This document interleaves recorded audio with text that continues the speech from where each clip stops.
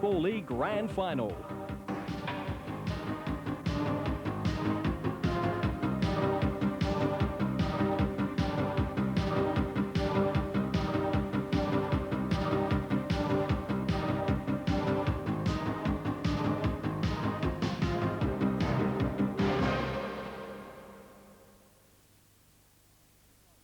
Welcoming you here to the 1990 Latrobe Valley Football League Grand Final at the Ted Somerton Reserve.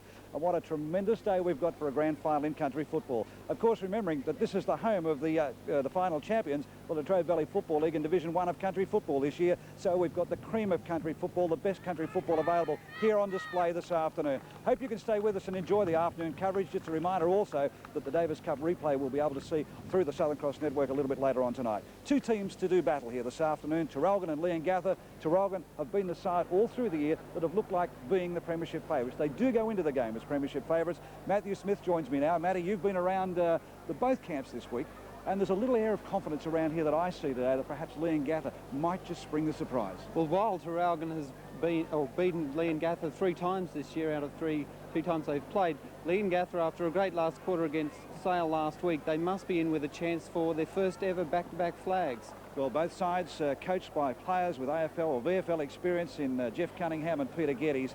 And I dare say that there will have to be a question mark over a few of the players, at least in Jeff Cunningham's side, Traralgon. Yes, well, Martin Cameron looked very proper at training on Thursday night. He must be a doubt. Also, centre-half-back Max Cunico and ex-AFL defender Dean Sharon. Very doubtful, all three. Matty, you're going to be down here on the boundary all throughout the day and at half-time, keeping us up to date with what the coaches have got to say. I'll put you on the spot. Have you got a team that you're going to go for? I'm going to have to say Traralgon, just on their form this year, but don't count out Leongatha.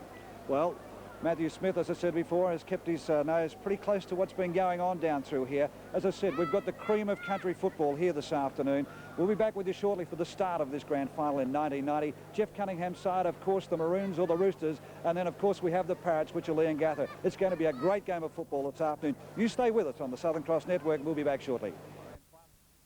Football League. Joining me in the commentary box this afternoon, Barry Switzer and Peter Hall. Gentlemen, we've got off to an early start. Good afternoon to you. Peter, quickly, I'll firstly go to you. You've seen both sides through the year at this stage. You're going for Traralgon? Yes, and a very close fought-out game, Rob. It's a great day here. It promises to be very close, but I think we'd have to look Traralgon's way. Well, the first kick going down towards Leongatha's goal lines come from the boot of their captain and coach in Peter Geddes, but it's marked in offence there. Barry, I'll quickly come to you while these players are perhaps getting over the nervous side of things, and that's what it looks like in that defensive line at the moment. And the ball goes out into that half-forward flank for Leongatha. Good tackle put on the player there on that occasion. The umpire a little bit slow to for the whistle, but he's letting players settle down, and they drive it out towards that city side wing. Players throwing themselves over the top of the ball. Here's a chance now for Traralgon to go forward up into that half-forward line, but dropping back there, taking a nice mark there is Tim McCorn.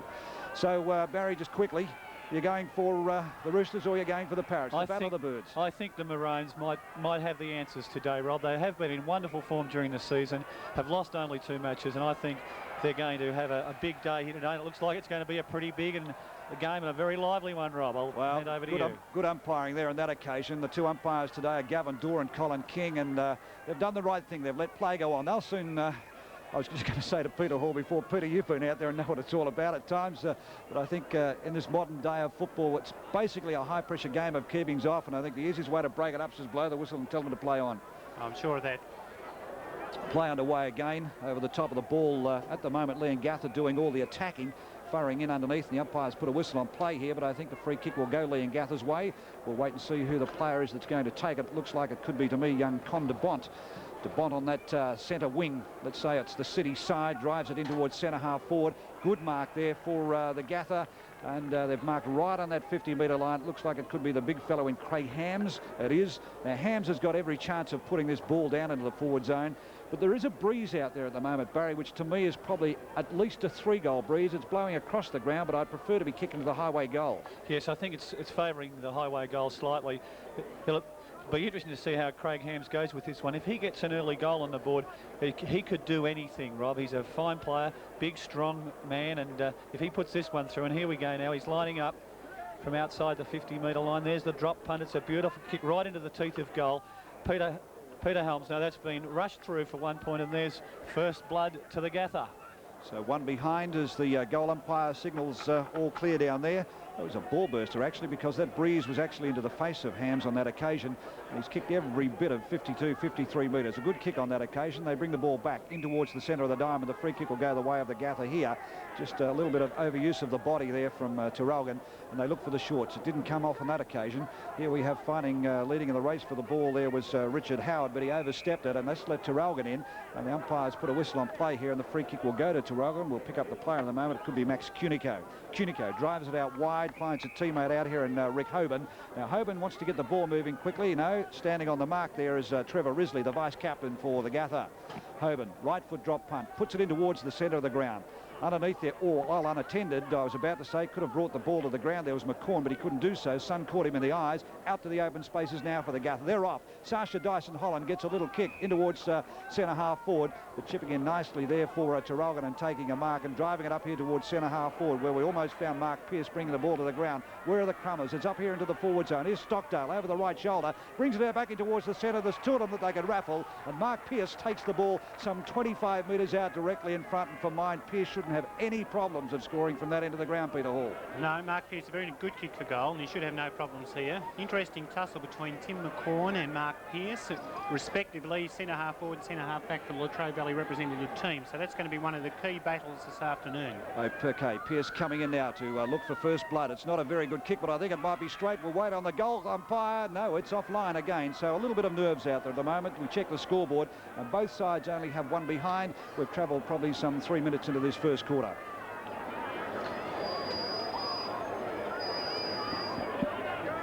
Right, even money at the moment, and here we see Rowan White, the Leongatha fullback. There's the drop punt, travels about 50 metres, contest for the ball, and there's going to be a few nerves out there early in the game that's going to make it a bit hard. There's this year's dual best and fairest winner, Peter Helms, battling very hard for the ball, as he always does, going in hard, but the umpire has decided to ball it up, and that's umpire Gavin Dorr, who in fact umpired the last game in which Traralgon won the premiership, the last time they actually won it. So that's maybe some sort of an omen. Here we see Greg Morley feeding the ball beautifully off to Alan Jennings, who swings onto his favoured left boot, puts it in towards goal, and Alan Jennings' first goal of the grand final. Every Hitachi TV appears to be different. This one has its own VCR and it sits on your lap. This one has on-screen display. Fall asleep? This Hitachi switches itself off. Some have teletext and highly intelligent remote controls. And with this Hitachi, you feel like you've gone to the movies.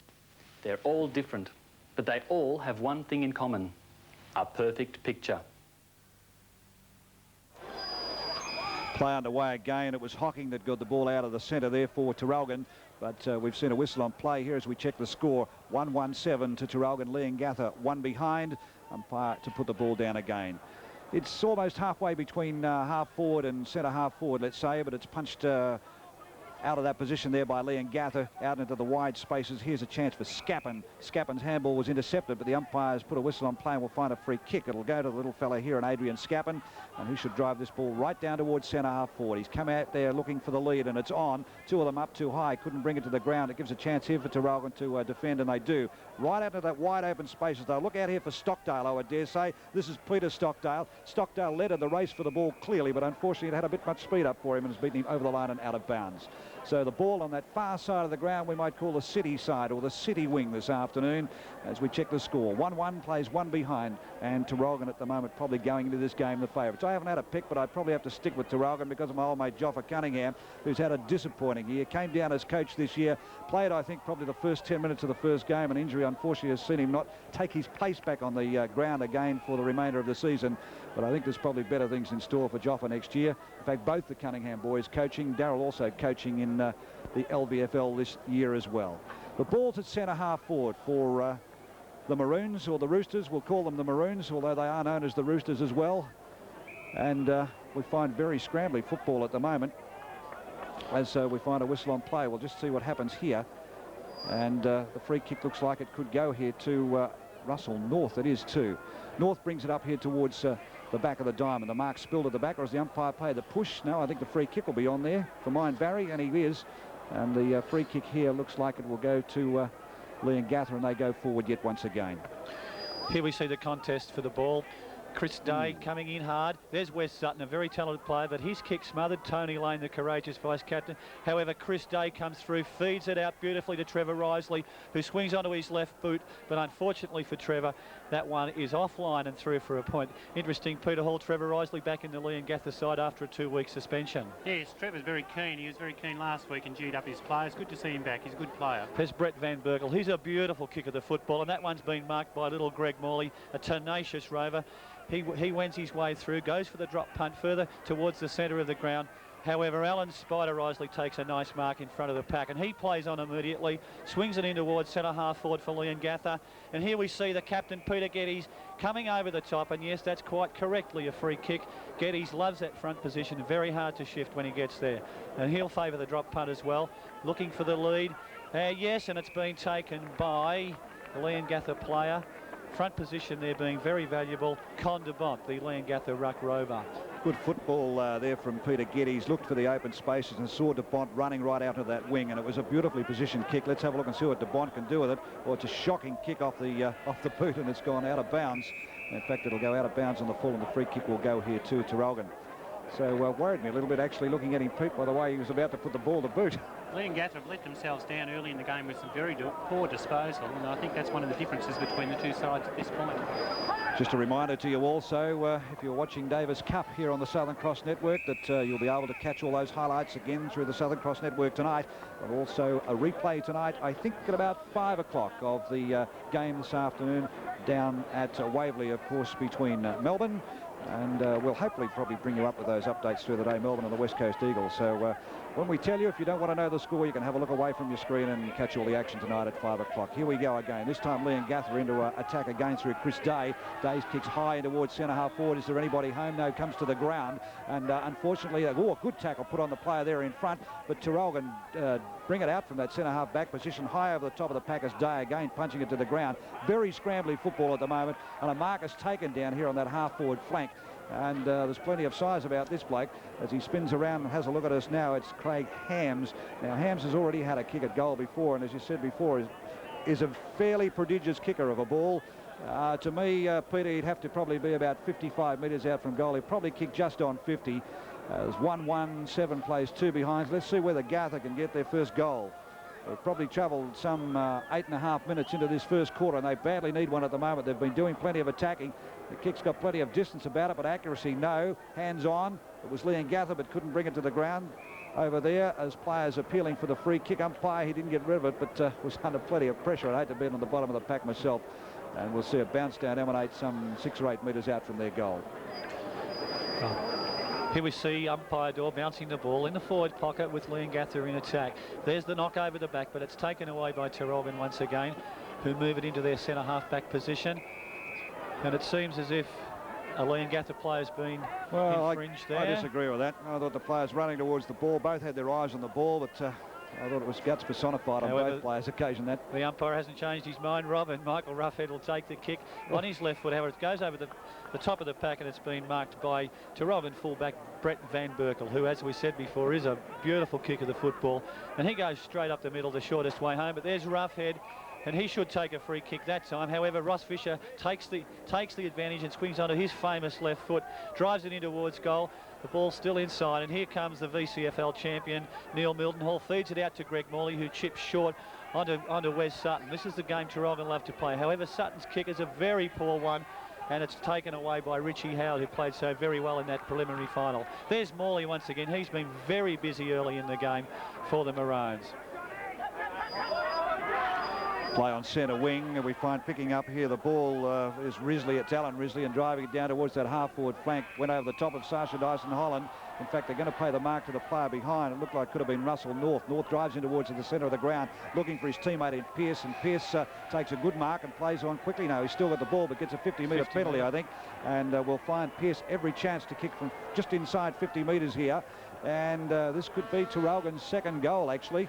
Bit of a bonus for them. Let's see what Mark Pearce can do with this one. Alan Jennings has one to his credit.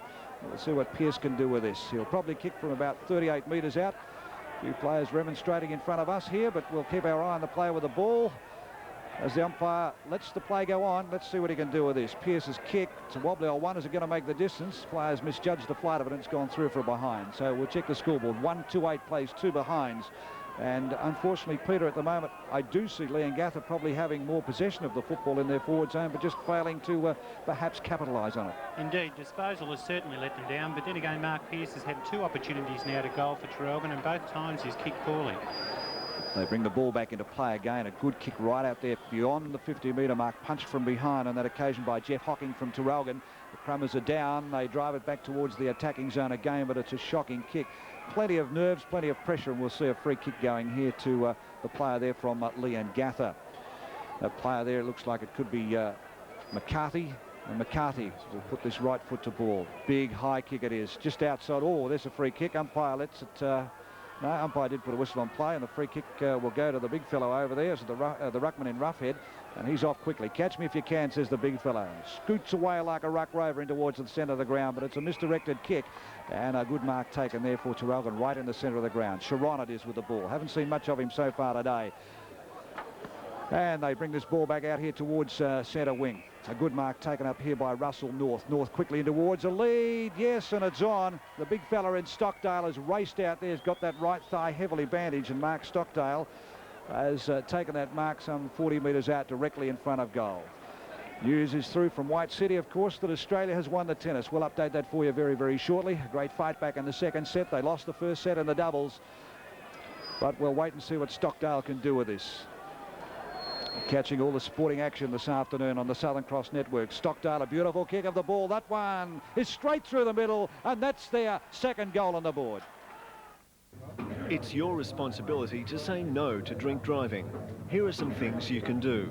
Always drink low alcohol beer, or have an occasional shandy or soft drink. Keep shouts to small groups. Refuse a top-up. Eat food as you drink, as this will slow alcohol absorption. If some have had too much to drink, either drive them home or send them home in a taxi. Would you let a mate drink and drive? Say no to drink driving. Here we are back at the Ted Summerton Reserve with Traralgon holding a handy 2-goal lead. Here's Alan Jennings, but he's brushed away very well by the Leongatha defenders. Peter Stockdale picks it up beautifully, swings onto his left boot, but we see a Rowan White in front of his opponent, and he takes an easy mark on his chest. He'll come out to the stand side of the ground. Peter Helms flying from behind. He's unable to take that mark. It's fed out by Traralgon. However, Leongatha in control. Ross Fisher onto his left foot. He really is a wonderful player, Ross Fisher, and he feeds it on to Adrian Scappen, who'll continue to take the ball around this side of the ground. And there's a really fine mark by Chris Day, of course, famous for his high marking Peter Hall. Clever little player, Chris. Oh. However, he's cut off as he comes in towards the centre of the goal. Great tackle by Traralgon, and I think Johnny McDonald will pick up a free kick here, held whilst not in possession. The dual True to Warden Rodder medalist Johnny Mack, tremendous footballer, and as you can see, a very, very well-built person. And he's going to drive the ball straight down the ground towards the centre. Pearce flies from behind, knocks it on to Russell North, who'll contest it with Billy Clark, and little Billy Clark is given the benefit of the doubt there, and he'll take the free. And I'd imagine that he'll go straight down the ground looking for either Hams or one of the Peter Geddes. However, it's not a very good kick at all, and Jimmy Stevenson takes a relieving mark on Traralgon's half-back line. He too goes straight up the ground. It's good to see the players moving the ball up the corridor. Leongatha off hands. It's fed on very nicely to Darren McCarty, who takes the ball a bit wider that time, but Rick Hoban will move onto his... No, he's gone onto his right foot. Plenty of time to do that. Kicks it down to the wing, but Leongatha in front once again on that back line. Alan Risley moves the ball towards the 50-metre line for the Gatha. At the moment, the defences of both sides seem to be doing quite well. Max Cunico onto his left foot, and he'll swing it in towards the centre. Here we see Peter Helms in contest with Peter Stockdale. Beautifully balanced player, Helms. He feeds it across to DeBont, but that put him under more pressure, really, and didn't do the job at all. And I think we'll see a ball up. Peter Hall, interesting to see that the back lines of both teams seem to be doing fairly well early in the game. Typical of a grand final, Peter? Yeah, Max Cunico, it's in a half-back for Traralgon. Under cloud before the game with injury, but he's playing well, picking up quite a few possessions at this point. Play underway again. Traralgon with possession of the ball, drive it out of the centre of the ground. Oh, and a good mark taken across the top of the pack by Alan Jennings. And Jennings swings around quickly, sees the open space, but the umpire said, bring it back here, young fellow. Pearce was there all on his own, wanting to race into an open goal. But the kick's going the opposite way, and it'll go out here to the player in Alan Risley. I didn't see what it was for, but Risley has to kick and finds the mark across on that far side of the ground. Teammate on that centre wing, bringing it in towards centre half forward. There's nobody home. Oh, one-handed, two-handed in grand finals, young fellows. We find the big fellow here in Hams, it is, drives it back in towards the teammate. Off the hands there of Scappen, who couldn't do much with it, as we find Traralgon bring it out here towards centre wing, and Jimmy Stevenson here leading in the race for the ball as Morley ducks and weaves and turns back, doesn't have a look, and finds the big arms there of Michael Roughhead. The big ruckman from the Gatha takes a good mark. There's plenty of players in the centre of the ground. He doesn't deliver it too well there to Clark. He's got plenty of time to get rid of it down towards centre half forward. Players wanting to put the ball down into their attacking zone, but they're really not looking for anyone. Here's Sharon. He's off out at centre half back. Drives it out to the wide open spaces here and finds Jennings. And Jennings gets the ball moving quickly. Now they're starting to look good as Stockdale comes out from full forward. And he wants to move quickly. The umpire calls play on. No, he's put a 50-metre penalty on here. Now, what was that for? What was that for, Peter? I didn't certainly see it, but... Well, I think the Leongatha player anticipated that Stockdale was going to play on, so he charged in, and the umpire's giving him a 50-metre penalty for running over the mark. Pretty stiff, I think. Well, Mark Stockdale shouldn't have too many problems of notching his second goal in this grand final. That gives Traralgon a nice little buffer. 2-2, 14 plays 2 behinds. And the Gatha should have been a lot closer, but should have is not good enough on grand final day. 14 plays 2. 2-2, 14 to 2 behinds, as we find Mark Stockdale coming in and lining up for goal number 2. He'll kick from just on the edge of the 10-metre square. And I even think if he put this onto the left boot, he shouldn't miss. Let's have a look at that one. That one's straight through. That's his second, and that's their third. Patties, patties, you're the perfect pie we all adore. Patties, we'll be waiting by the pantry door. We'd like to thank you, Victoria, for making Patties our state's most successful independent pie maker. Patties, patties, you're the proper pie we idolize. 18-point lead to Traralgon and looking very good. That was a wonderful piece of play. Alan Jennings onto Mark Stockdale. Jennings looking pretty dangerous up forward, Peter. Yeah, the 3 key forwards, Alan Jennings, Mark Pearce and Mark Stockdale, are certainly getting on top, and they're using the ball a little bit better than what Leongatha players are up forward. Right, here with the game's back in action again, and in dispute at the moment. No one able to get the ball away. However, Johnny McDonald's in there again, working very hard. There's another free kick to Leongatha. We must ask one of our statisticians, Peter Dale, later for some stats on free kicks, but the Gatha looking pretty good in that area. Here's Richie Howard, swings on his, but a beautiful smother there from the Traralgon player. Didn't enable Howard to have his shot for goal, and I think the umpire will decide to ball this one up. Traralgon defenders are bottling up the game down there and doing very well. They're putting the pressure on Leongatha forwards, who haven't been able to use the ball at all well. Umpire Dore bounces the ball. Dyson Holland in there contesting very hard, as he always does. But Traralgon burrowing out through Russell North, always at the bottom of the pack. And once again, as we often see in grand finals, particularly early, no, I thought there was going to be a ball up there. However, the umpires decided to award a free kick to Rick Hoban, the rugged Traralgon defender. He moves onto his right boot, takes it towards the centre of the ground. And here's Ross Fisher, flips it away in front of him, and isn't able to get the ball away cleanly. However, the umpires picked up a free kick there. I missed that one. However, Ross Fisher is the recipient of the free kick, and I can't really tell you what happened.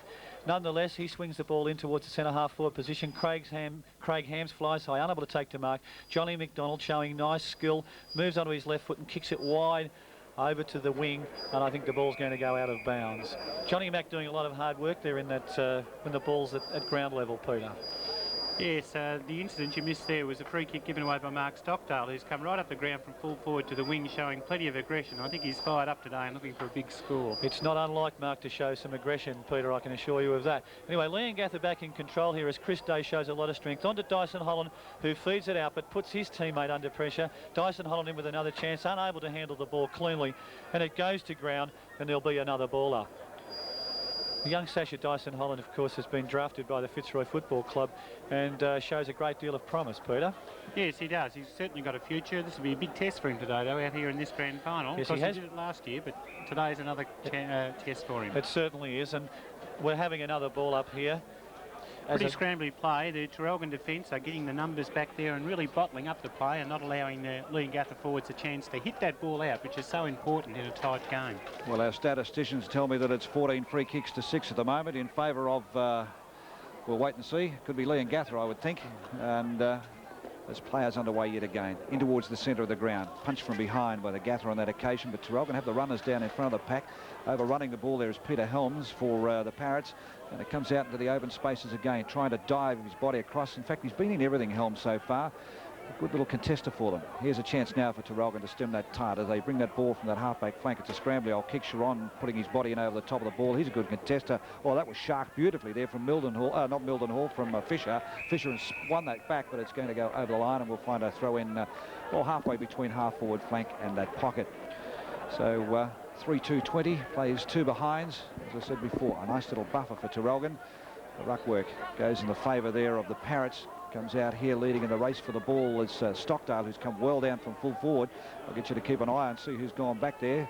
Whether or not Cunningham's brought him down to have a touch of the ball over the far side of the ground there. We find Chris Day had a hand on the ball to try and put it to the ground. Here's a chance again for Day to bring it out. He couldn't go with the ball though. Picked up and snapped up quickly here by Brad Heel, and Heel gets it across here to a teammate and brings that from centre half back in towards the centre of the ground. But it's all Leongatha, the big fella going up there. Roughhead couldn't bring it to the ground though. Now he gets a tap down, looking for a teammate. He's getting plenty of attention out there. It's almost aerial ping pong. Snapped by McCorn. McCorn tries to get a boot on ball. The umpire will pay the free kick, and I've got a feeling it'll go to McCorn, and the big fella will take this free kick almost in the centre of the ground. So Leongatha trailing by some 18 points, and we must only be, we must be into about the 22nd or 23rd minute of this first quarter. Here Traralgon have the agency of being in the front position of the pack. Good teamwork there, but they're running into plenty of trouble. Have they overdone it? Oh, clever on that occasion. That time it was off the boot of Peter Stockdale. Stockdale finds a teammate. Sharon's out there on his own in the pocket, but he ignores him. He looks for Stockdale, waits at the back of the pack, taps it to the ground cleverly. Was almost too good, almost collared. Stockdale goes without the ball. Here's the handball on, this time here from Alan Jennings, as Jennings found a teammate he has, but he's got no one to give it to. Dodging and weaving Mildenhall. What can he do with it? Puts it on the left boot into the square, but it's all Leongatha, and a good mark taken there by Alan Risley. Risley defends well in towards the centre, and there's this little fellow again, Peter Helms. Been in everything, like pepper and salt. Again, gets it moving quickly. Down towards that centre wing position. A nudge out from behind. I think there was a little bit of actor's equity in that one, and Chris Day it is that'll take the mark on centre wing. Day with the right foot drop punt. Looks for the lead. It's good, but is it good enough? Tapped cleverly to the ground, but there's no crummers there. They defend well. Traralgon through Wallace. He drives it towards centre wing. Finds his teammate Mildenhall. He's a runner. Drives it in towards the centre of the ground, looking for Stockdale. At the back of the pack, though, it's McCorn for the Parrots, who takes a good mark. Now, McCorn's been a steadying influence there, just floating across that half-back line, Peter Hall. Yes, Mark Stockdale's come out to centre half forward, and Mark Pearce, I think, looks like he's on the half forward flank at this point. The two big men combining well. Roughhead it is who gets the ball from that kick there from McCorn, gets it out here to his teammate, and Day's off in towards centre half forward. The delivery is poor. They're letting themselves down at centre half forward. They're making the moves and making position, but the delivery is not good, Barry. No, it certainly isn't. It's certainly one of the aspects of the game. If the players can keep possession of the ball, it makes it so much easier for the forwards. Nonetheless, it's grand final pressure, I suppose, and the players would be very edgy at this point in time. Russell North gathers once again for Traralgon. Alan Jennings is really giving Thorson the hurry up at the moment, causing a great deal of trouble. He boots it onto his teammate Peter Stockdale. Very well balanced player. See that elusive skills there. The devious one, they call him, and I think he's offline with this one nonetheless. Oh, I'm sorry about that. A great goal to Peter Stockdale from Traralgon. Great skills. Trouble deciding which paint to use for your job? Then call the professionals. East Gippsland Paint Supplies in Bairnsdale have over 15 years experience in the painting industry and stock only leading brands such as Wattle and Spartan. They have a complete range of house and automotive paints and accessories for the home handyman right through to the trade. Their friendly and courteous staff can help you choose a paint to suit your lifestyle and have a range of colours to put any other house to shame. East Gippsland Paint Supplies, Main Street, Bairnsdale. Right, Traralgon leading by 24 points at the Ted Summerton Reserve and looking very good indeed. What a great goal by Peter Stockdale. Oh, clever skills, wasn't it? He's very fleet of foot. He turned on a sixpence out there and kicked a great goal. Here we see Hocking in there. Billy Clark gets the one away on his left foot. A hurried kick in towards centre half forward for the Gather. Trevor Risley moves onto the ball quickly, takes it in towards goal, but his kick moves in towards the pocket. Craig Hams, however, is unable to keep the ball in play, and the boundary umpire will throw it in. Traralgon looking pretty good at the moment with players like Jennings, Morley, Mildenhall really creating havoc. Here's the boundary throw in, hocking over the top. He's been a great ruckman for the Maroons since arriving from Box Hill. Brad Heil, very calmly, but gets a nice shepherd there from his teammate, Johnny McDonald, Peter Helms, the two true to Warden Rodder medalists. McDonald comes out on top this time and will take the free kick. He'll be looking for Pearce or Stockdale further up forward. Here's the drop punt kick moving in towards the centre. But Tim Snapper-McCorn playing a very good game at centre half back. Moves onto his left boot out towards the wing here, where he's received a lead from Chris Day. However, Day's not able to take the ball. Dyson Holland unable to pick it up, and there's the siren to end the first quarter in the 1990 Grand Final, with Traralgon leading 4-2-26 to Leongatha, 2 behinds, 2 points. All right, Peter Hall, just quickly in a word at the moment, we see Traralgon with a lead there of 24 points. Why have they got it? Well, certainly their forward line has been well on top, and more so as the quarter went on, their forward line opened up more, and we saw players like Alan Jennings and Peter Stockdale starting to use the ball well. And Traralgon also in the forward line, they've got a merry-go-round system going there. We saw Mark Pearce drop back to full forward and Mark Stockdale come out to centre-half forward. And I think that upset the rhythm of Leongatha a little bit too. We saw Tim McCorn, who was fairly solid there, but really I think it was the forward line of Traralgon who got themselves on top, used the ball a bit better, and have established this handy 4-goal break.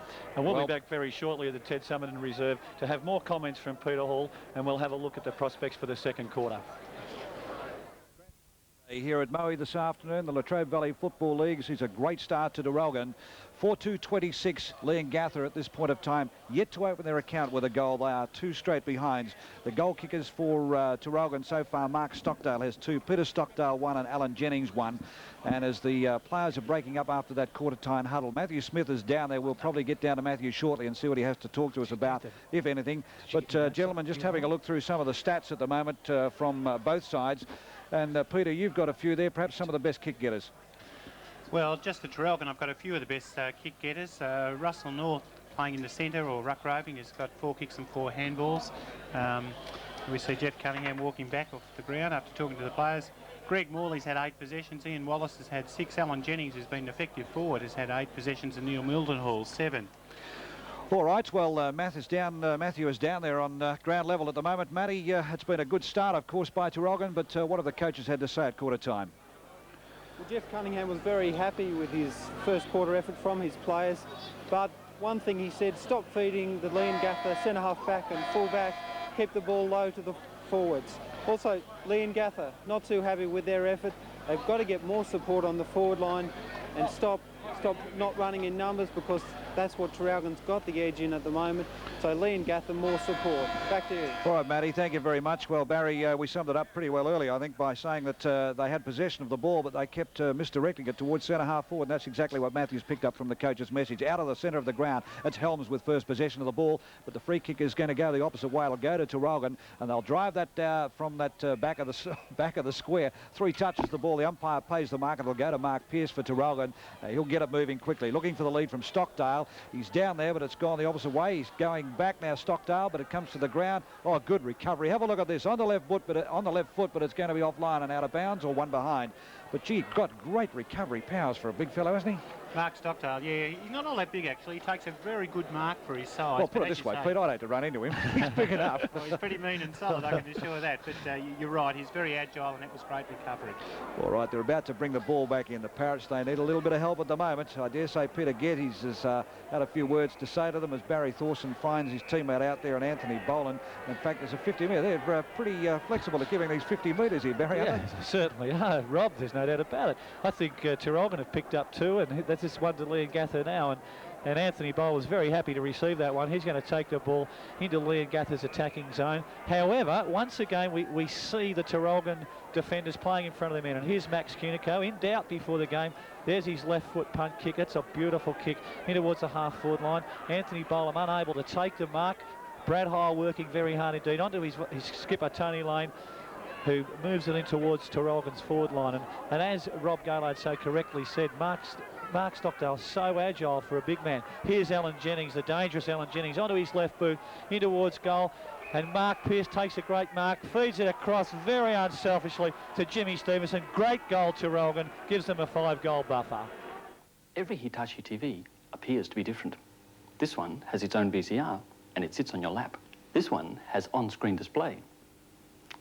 Fall asleep, this Hitachi switches itself off. Some have teletext and highly intelligent remote controls. And with this Hitachi, you feel like you've gone to the movies. They're all different, but they all have one thing in common: a perfect picture. Well, 5 goals, 333. Plays 2 behinds, and all I can say, Peter Hall, unselfish football from Mark Pearce on that occasion. Yes, it was. Yeah, to feed that handball across. It was really good team play, and that's what finals is all about, isn't it? Team efforts. OK, the back line's working well. Brett Van Bergel for Traralgon puts the ball out wide to that centre wing position. They swing it inboard from behind, trying to take the big grab as Davin Clark. He couldn't do so, but it's to the ground. The Parrots on top of the ball. The umpire's pulled out a free kick and will go in the direction of the player we're just talking about in Davin Clark. Little terrier underneath. He's out here looking for another teammate into the back again, but the umpire doesn't fall for that one. Play on, he says. It's 2-on-1. The free kick should go the direction of Traralgon this time. Neil Mildenhall gets it, and he's up very quickly. Plays on, drives it in towards centre-half forward. And this is where they're doing well, although there's 2 down and 1 up, and they mucked it up between themselves, Leongatha on that occasion. They still have possession of it. A chance again. The big fella thrown to the ground, McCorn. Couldn't do a lot with it. Here we find racing in as Boland. Now, what's he going to do with it? He's dispossessed with the ball again as we find McDonald coming in there for Traralgon. Plenty of weight being used. Untidy football, but I still think there's a few nerves out there. Here's Traralgon with a chance off the boot here of, looks like, Jimmy Stevenson, and Stevenson just offline. So that's their 4th behind. 5-4-34 plays 2 straight behinds. And it must be very, very frustrating for Peter Geddes at the moment. Peter Geddes has been tagged, I think, by Max Cunico, who's normally a centre-half back. He's gone specifically into the back pocket to pick up Peter Geddes at this point of time. Well, a free kick will go to Leongatha. It'll be Peter Geddes, the man we were talking about before. We'll take this one. Just a little bit of a nudge in the shoulders. It's a trait of the big fellows. We see it so much in senior football in the AFL of when the big men contest one another. They just tend to be a little bit top-heavy at times. There's a battle at centre ground at the moment in there for the Roosters was Mildenhall, but we see a whistle on play again, and coming up with a free kick is Davin Clark. In fact, Clark's doing quite well. This is his 3rd possession so far in the quarter. Drives it out here towards the half-forward. Waiting at the back of the pack is Day. What can he do with it? Finds the shorts and finds a teammate, and here we go. Here's their first goal. OK, so we'll have a look at that one on replay. That was a good bit of football. In fact, it was a well-deserved goal because it was unselfish football out here on centre wing. If we can pick it up very, very shortly as the umpire signals all clear. Glenn Thorson was the player that actually kicked their first goal. Here it comes off the boot here of Day. Day looks for Thorson in the square on his own, made a bit of space. Thank you very much. How easy do you like them? And that's their first goal. Thorson has just come onto the ground this quarter. He's normally the full forward. Had a shoulder injury last week. Didn't look like he'd play. Sat the first quarter on the interchange bench, back on, and he's now kicked their first goal. Well, maybe that's a little bit of impetus they need. There'll be a free kick come out of this. The umpire doesn't see it. He was on the blind side. You were watching at home. We had the better view here on television. And, of course, all the action on Grand Final Day coming to you through the Southern Cross Network. Again, they have a chance to drive the ball forward. It's our little friend out there. As Clark drives it in towards the centre, finds the big fellow here in Roughhead, and they're off again. They've got a bit of a sniff now. They're off and firing. Boland drives it in towards centre-half forward. It's 2-on-1, though. Traralgon defend well, and they come from centre-half back with a shocking kick, but it finds the little fellow here in Helms. Right, into the forward pocket once again for the Parrots, and they're looking much better at this stage. Chris Day battling very hard for that ball, and we'll see a boundary throw in with Leongatha in attack, and for the last few minutes have looked a lot better, and Billy Clark doing a wonderful job around the ground, Peter. Yeah, starting to show a bit, aren't they? Yeah, they sure are. Let's hope they can make a game of it. Here's Peter Geddes taking it from the ruck, goes for a right foot snapshot, a magnificent goal from the skipper there, and he's brought them right back into business. Let's have a look at this one on replay. An inspirational effort from the Leongatha skipper, exactly what they needed right at this point in time, Peter. Oh, indeed. You need those sort of goals, don't you, to give you a lift. And big Peter Geddes there. He's had a battle against Max Cunico today, and that's a real team lifter to these kids. Actually, it was almost one of those type of goals, Peter, when you have a look at it in hindsight. The frustrations of Geddes must have been starting to get to him. He thought, well, there's only one thing I can do. I'll grab this out of the ruck and lead by inspiration. We can't grab it on replay as the ball's back in the centre of the ground. But that's lifted the Parrots a little bit. They've got their second goal. They both came in this quarter. One, of course, from the boot of Peter Geddes, which I've just saw, and the other from Glenn Thorson. Right, the ball in dispute once again, and we see umpire King, Latrobe Valley umpire, who'll ball it up to recommence the game. Yes, I think the Parrots, now that they've broken the ice with Thorson kicking a nice goal, followed by the skipper Geddes, might just have settled down a little bit, and here they come now, working hard at the base of the pack all of the time.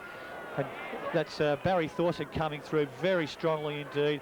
punts it forward towards the half-forward line, and we see Peter Helms will be the recipient of a free kick after some fairly harsh treatment from young Jimmy Stevenson there.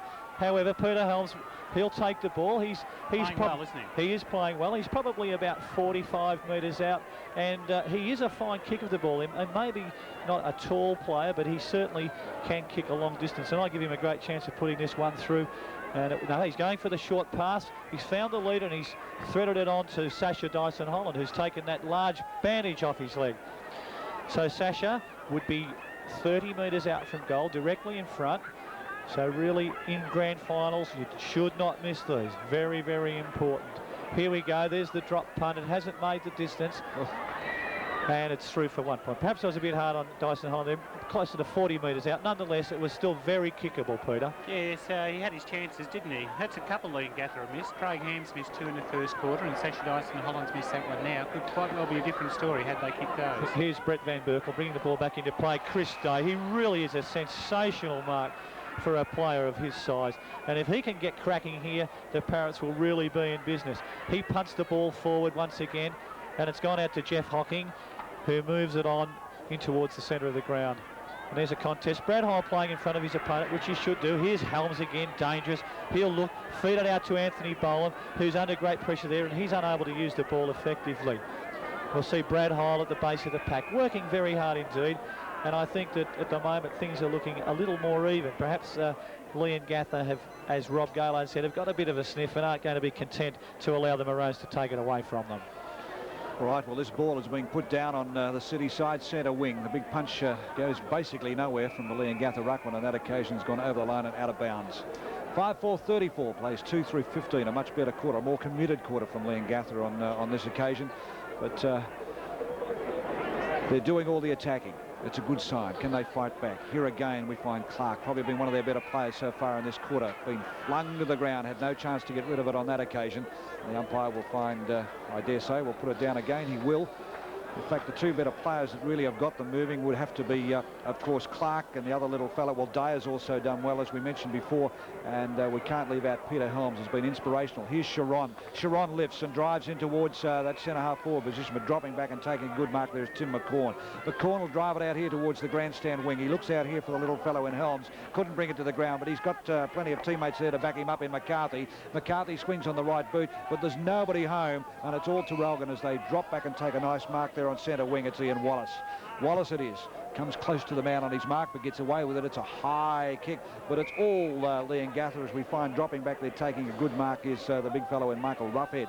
The ruckman, a little bit undecided which way to go, decides to come to the grandstand side.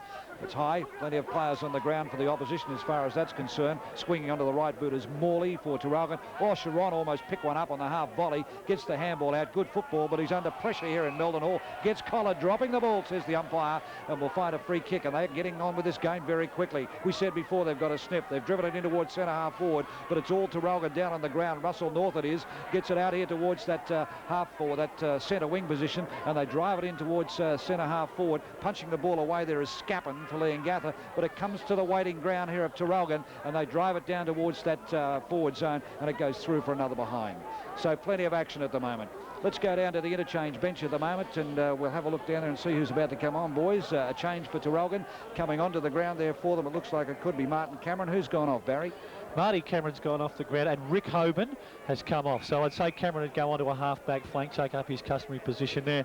Alan Jennings in possession of the ball now, onto his left foot, looking for Stockdale once again. And it's his brother Peter showing those great skills. His left foot snap just doesn't have quite enough strength, and there's a nice mark taken by Darren McCarty, who's doing a pretty good job in defence. He's a pretty handy player. He'll take the ball wide onto the defensive side of the ground. Unfortunately for Leongatha, there's nobody there to take the mark. Stockdale once again doing all the crumbing there. I think Traralgon at the moment looking much better in that area. Greg Morley going for an incredible banana bender, but unfortunately for Greg, not able to score the necessary goal. Alrighty, of course the big game this afternoon being played down there at Waverley between Melbourne and the West Coast Eagles. If you don't want to know the score, you can look away for the next 5 or 6 seconds as we find Maybe a bit of a surprise for many, but here we find the ball back into play again. This time it's Traralgon putting the ball back down towards their forward zone. In front, Leongatha, they couldn't do much with it. Sharon is underneath the pack, gets pushed into the turf. The umpire says, I'll have it, thank you very much, gentlemen. We'll create a little bit of space down here, and we'll put the ball back down into the ground again. Right, Leongatha really struggling at the moment, attempting to make sure that Traralgon don't get too far. They must keep in touch all of the time. However, we see a free kick to Michael Roughead, who is really a final specialist. Played a great game last year in the grand final and has done very well again today. Picked up a lot of kicks around the ground. Peter Geddes attempting to play on there. A bit of an experienced move from Peter. However, the umpire said the ball must come back, and Peter Helms will take a free kick. Actually, Michael Roughead has done a lot to Leongatha to get them going. He's probably had by far the better of Jeff Hocking in the ruck, and he certainly helped lift him this quarter. Here's Adrian Scappen, number 14 for the Gather, taking away onto Ross Fisher, who is a magnificent left foot kick, and this one's no exception. Over the head of Hams, and Brett Van Berkel showing nice coolness there. He swings onto his right boot and clears the ball nicely for the Maroons. There's Alan Risley showing his pace. In fact, off the half-back line, he's not able to get a kick forward, and the ball goes out of bounds. Plenty of pressure being applied by both teams at the moment. In fact, both teams to me have lifted. There's a little bit of speed. They're starting to open the game up a little bit, and a few of the skills are starting to creep into the game. I think the first quarter jitters have been left behind by both sides as we see Traralgon go into attack yet again. They drive it out here towards this half-back flank, and it's taken here by Michael Roughead. Michael Roughead for Leongatha. Left foot drop punt is high. Looks for a teammate further up there. It's come off the hands of the big fellow and Anthony Boland. Leongatha have possession of it. In fact, slung out of the way as Trevor Risley. Didn't do a lot with it, but here's a chance now for Brad Hale to deliver the ball down towards Stockdale from behind. Almost brings it down, couldn't do so. Came from a mile behind, got a mile in the air, Stockdale, but couldn't bring it to the ground. But he's got teammates down there. They're using plenty of vigour. You're caught for mine, young fellow. Johnny McDonald it was, and got put to the ground. In fact, the free kick will go in the direction of Leongatha, and they will take that free kick. It was a good tackle put on him on that occasion. Now, nobody on the mark. We're going for a little bit of a run. They've got plenty of time to have a look. And the handball's on. Dangerous football, especially in the back line, but they're getting away with it. It's Tim McCorn. McCorn now has got nobody to give it with, or what's happened here? The umpire's put a whistle on play. In fact, the free kick will go back to Leongatha. The player with the ball is McCorn. What it was for, I didn't see. French went in the shepherd, I think, Rob. All right, so McCorn has the ball. Oh, shocking delivery of the ball. Puts his teammate Davin Clark under plenty of pressure. Clark's kick towards centre wing. Nobody home. It's all Traralgon. They can offload it with a handball. Get out here to Greg Morley. Morley inboard and finds another teammate in there for Traralgon. And that player there is Russell North. Now, North, I didn't think he was manhandled all that much, but the umpire's in a better position what we are. Is another 50 metres. That's number 6 for the day. And this time it's in favour of the Roosters, and they have a chance now from the 50-metre line to probably put this one through. 5-6-36, plays 2-3-15. And can we see Russell North kicking this one and getting another major for the Roosters? Yes, I think Russell North should have little trouble with this. He's usually a good, accurate kick on the left foot. But of course, he's not going to make a liar out of me this time. It's straight through the high diddle-diddle. A lovely goal to Russell North. It's your responsibility to say no to drink driving. Here are some things you can do. Always drink low alcohol beer, or have an occasional shandy or soft drink. Keep shouts to small groups. Refuse a top-up. Eat food as you drink, as this will slow alcohol absorption. If some have had too much to drink, either drive them home or send them home in a taxi. Would you let a mate drink and drive? Say no to drink driving. Umpire with the ball back in the centre of the ground. We find Mark Stockdale being moved from full forward to full back at the moment. For what reason? I'll get you gentlemen to keep your eye on down there. But we find Leongatha into attack again. This time quickly out of the centre is Richie Howard. Howard drives it up here towards that forward zone. Here's a chance for them to score. They can't do so. The defence is strong here for Traralgon. The umpire's put a whistle on play. In fact, I thought there was a player held from behind. He was, but he's going to call the advantage rule here. And Traralgon will bring this ball out towards centre wing.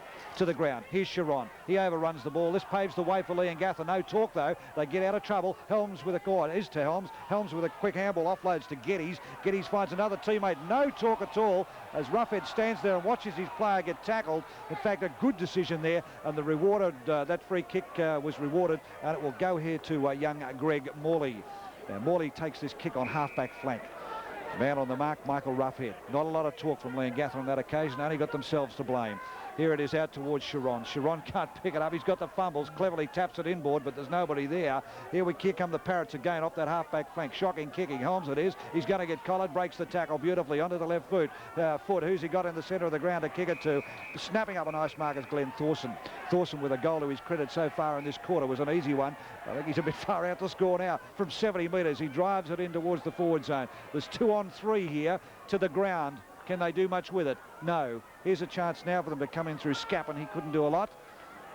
Fairly scrambly play. Umpires continuing to let it go on. Here's a chance here for Day. What does he do? Brings it back in towards the big fellow in Roughhead. Can't do it. Cleverly tapped out by Thompson, or Thorson it was. Thorson's handball into the open spaces again. Roughhead in after it, the big fellow, but it's all Traralgon. Defence is cool. Into the crisis. Out towards Helms in front. Can't bring it to the ground. Here's a chance for Sharon. The ball's too quick over the line and out of bounds. Might comment that Jimmy Stevenson, number 4, Traralgon, is now tagging Peter Helms. Peter Helms had a particularly good start to the game, still playing well, but the opposition from Jimmy Stevenson's now will be tough for him. Geddes doing the ruck work in there for Leongatha. Big thump. Cops one behind the ear for his troubles as well, but it didn't go far. Here's a chance now for Day again to try and get it out to a teammate in Fisher. Fisher's in front. Can't capitalise on having the ball in front of him, though. This leaves Sharon in. Gets the handball out to a teammate here at Heel, or Heil it is, whatever school you went to. It comes down here towards the centre half-forward position. Thorson it is, who comes away with the ball, gives it out to McCorn with a left foot kick out to that open spaces of centre wing. 1-on-1. Here's a good contest. Who's the first to recover? It's Traralgon, but they got good tackle, good pressure football applied by both sides on that far side of the ground. Yes, there's no room for weak hearts out there right now. The pressure is really on a very important stage of the game. So here's the ball up. Mark Pearce very cleverly across to Peter Stockdale, who, as usual, is able to get boots the ball. It's a great strength to his brother, Mark, who spins around, handballs it out to Alan Jennings, who taps it on beautifully to Greg Morley, swings around onto his left foot. Great play, Traralgon, looking very, very good. Good indeed, unselfish football.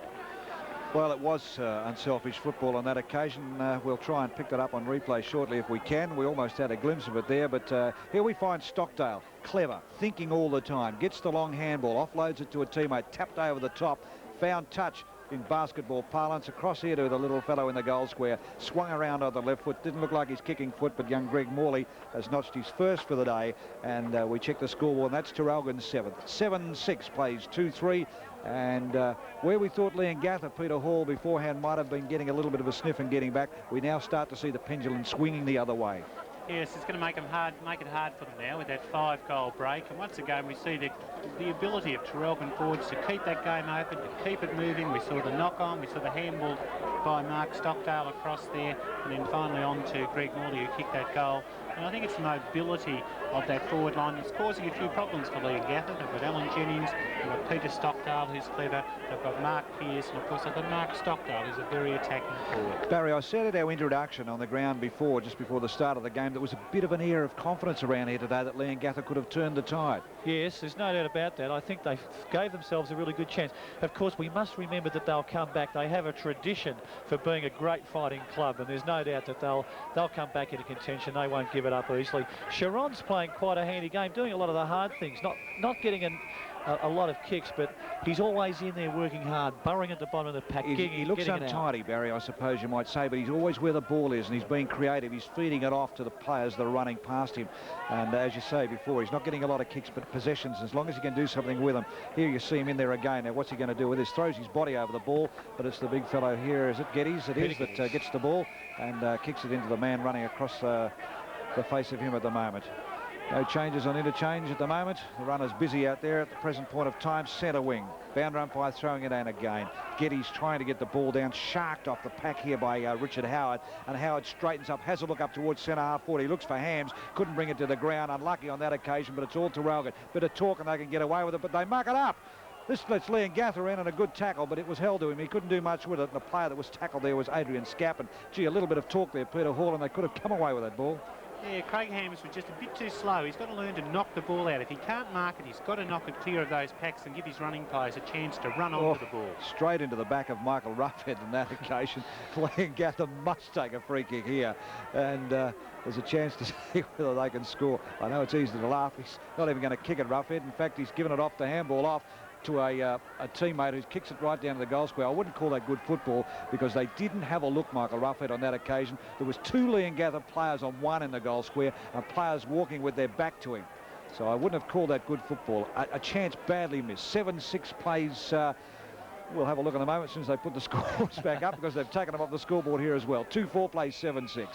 And umpires call dropping the ball on this far side of the ground. Sasha Dyson-Holland's come up with a free kick. He's onto his right boot. He'll move the ball in towards the half-forward line. And the Gather really needs someone to take a grab up there. As Peter Hall said, Hams has got to start taking some marks. There's Russell North, clever as usual, never wastes a possession. Onto his skipper, Tony Lane, who moves the ball down. However, Risley taking a nice mark off the half-back line. Clever. He decides to take a bounce and bangs the ball in towards the goal square. Can the Gather take it this time? No, they can't, although Chris Day, showing great skill, is able to move onto his left foot, and Glenn Jacko Thorson, last year's a leading goal kicker in the Latrobe Valley Football League, has taken a very strong mark. Well, I don't know about you, Barry, but I hate to be buying real estate off that umpire. If that was 10 metres, I'll go he. A very short chip shot from Chris Day, you might say. However, Glenn Thorson was very happy to receive it, and there's another goal to Leongatha. So we see Traralgon 7-6, 48, Leongatha 2-4, 16. Patties, patties, you're the perfect pie we all adore. Patties, patties, we'll be waiting by the pantry door. We'd like to thank you, Victoria, for making Patties our state's most successful independent pie maker. Patties, patties are the pie we idolize. Play underway again, or just about underway, as umpires bring the ball back in towards centre square. 48 plays 22. So we still see a 26-point deficit in favour of Traralgon on this occasion. Jeff Cunningham has his boys. That buffer's quite a handy one. The ruck work underway again. This time the big fellow in Hocking tries to get it to the ground for Traralgon. Stockdale comes out to meet the ball. Unfortunately, it goes over the top. Chances galore for them, but the ball just not running true for Traralgon at the moment. Here we find another player in Russell North overrunning the ball, but they've got runners and players at the full of it. McDonald tries to get it across to a teammate at centre square, and there's our friend Stockdale again. He's off. He's not going to wait for any umpire's decision. An enormous kick would have had to have been 55 to 60 metres. It's gone offline, though. I didn't see what that infringement was for, but Stockdale certainly wasn't going to hang around for any explanation, Peter Hall. No, it was a bit high. I think somebody, Leongatha player, caught him a bit high. But as you say, Mark Stockdale is prepared to get the ball moving quickly, hit the ball out, get it moving quickly. And that's what Leongatha have been lacking on their forward line. Good punch away from Jimmy Stevenson on that occasion. You saw right on centre screen there. Desperation. Had his opponent some 2 or 3 metres in front of him. Gave him a start, but managed to get that ball away. 49 plays 22. Traralgon from that good first quarter still holding sway. Here's a chance for them to go forward again through Mildenhall. Gets it up high, looking for Stockdale. He was held by one arm, but picked up and sharked off the back here by Jennings, I think. Jennings it is, and that's another one.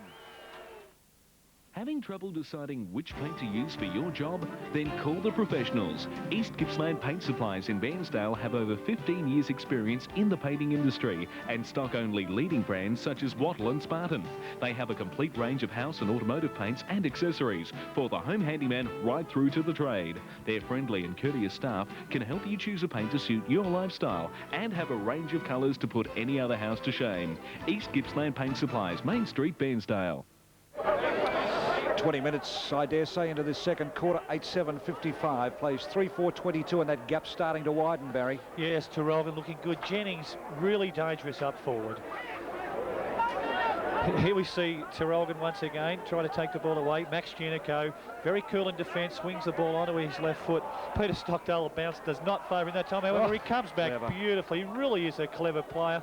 And look at the use of the ball across to his centre half forward, Mark Pearce, who's about 60 metres out from goal. He'll go directly in. There's a lead. However, chipping across, we see, I think that might be Adrian Scappa, the little Rovers, cut across in front of the pack to take a courageous mark. There's his drop punt kick. Jimmy Stevenson marking Peter Helms all of the time now. He's very conscious of him. Alan Risley had a good quarter, done very well off the half-back line. However, we see Wes Sutton, the talented half-back for Traralgon, taking a mark in front of his opponent. And he is a very well-balanced footballer, Wes Sutton, there's no doubt about that. And he goes long in towards centre half forward. Can Traralgon take this one? Let's see what the umpire decides. Stockdale, he certainly does want the ball, Rob, there's no doubt about that. But on this occasion, the umpire's I think the man in front might have had hands on it first. The man in front had a fairer share of the ball, and he's going to take it. That's Rowan White, the Leongatha fullback. He moves it out towards the open spaces. We see Morley battling for the ball. Brad Hole backing up nicely. Left-hand hand pass onto Morley, who'll try and centre the ball, and there it is in the goal square. Stockdale in with a chance. Is that going to be a free kick? No, it's through for 1 point. Gee, I thought he might have almost got one. Then you picked it up pretty quick, Barry. Yes, I thought he might have had a chance of picking one up there, but of course Mark gets on very well with the umpires, and he wouldn't disagree with him in any way, shape or form. Right, Leongatha through Ross Fisher now, who obviously ruck roving. He's a beautiful left foot kick normally, so he's going to go for the long bomb, and that one's no exception. That's gone a good 60 metres. And there's Risley working very, very hard for his team, as he does all of the time. Jimmy Stevenson, very much like Chiron, always in there. Neil Mildenhall showing his great skill and pace, and the drop punt in towards Traralgon's goal. They really are relentless. Stockdale just unable to handle that one. Rowan White looking for a handball, but there's nobody there. Johnny Mack in with a great chance. However, the ball spills through to Darren McCarty, who feeds it onto Barry Thorson. McCarty tries to brush his way through the pack, but he's unable to do so, and the ball is out of bounds. So pressure football there, but one senses, Peter, that Leongatha are under pressure all of the time. Yeah, they're really behind the 8 ball, aren't they? Traralgon just seem to have that upper edge. They seem to have the runners who are swooping in on the ball, and sure, Leongatha putting on a bit of pressure, but it looks Traralgon. Here's the boundary throw in. Mark Pearce over the top. Does a lot of good ruck work on that forward line. Very valuable player indeed. The ball in dispute once again. No one able to pick it up. And in typical grand final fashion, there's just sheer desperation from players of both sides. You know, notice blokes like Tony Lane and Russell North are really getting underneath those packs. They're the last to get up, but that shows the desperation Traralgon are playing with. It's really what Traralgon need right now. Alan Jennings not able to pick it up. The ball still battling hard for that ball. There's North once again, burrowing in as usual. However, the Leongatha players trying equally as hard, but just...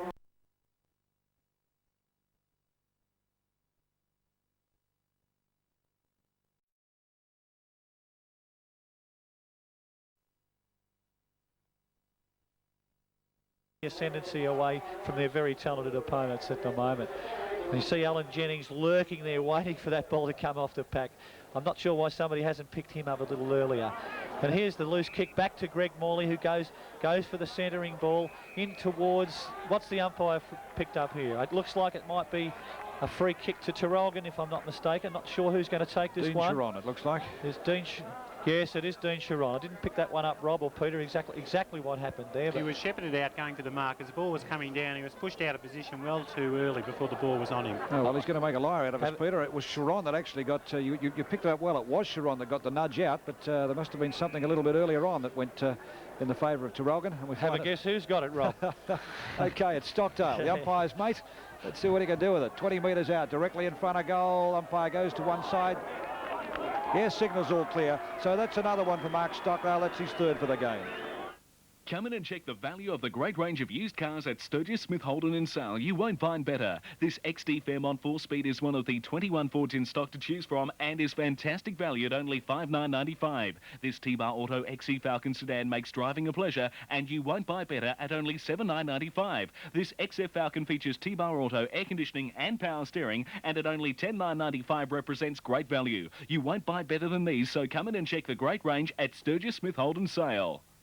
9.862 plays 3-4-22. Earlier on today, the under-18s. The third, Sale 8-5-53 defeated Moe 7-10-52. Only 1 point in that grand final as the ball's back down and towards their attacking zone again. Traralgon, here's a chance off the bird of McDonald. Let's have a look at this one. No, it's not going to make the distance. Stockdale. This boy has got some skill. He has certainly got some skill. In fact, one fellow that has impressed me today is Peter Stockdale. The two brothers. Let's have a look at this one. Stockdale up before acceptance, has got a nice ride, eyes on the ball.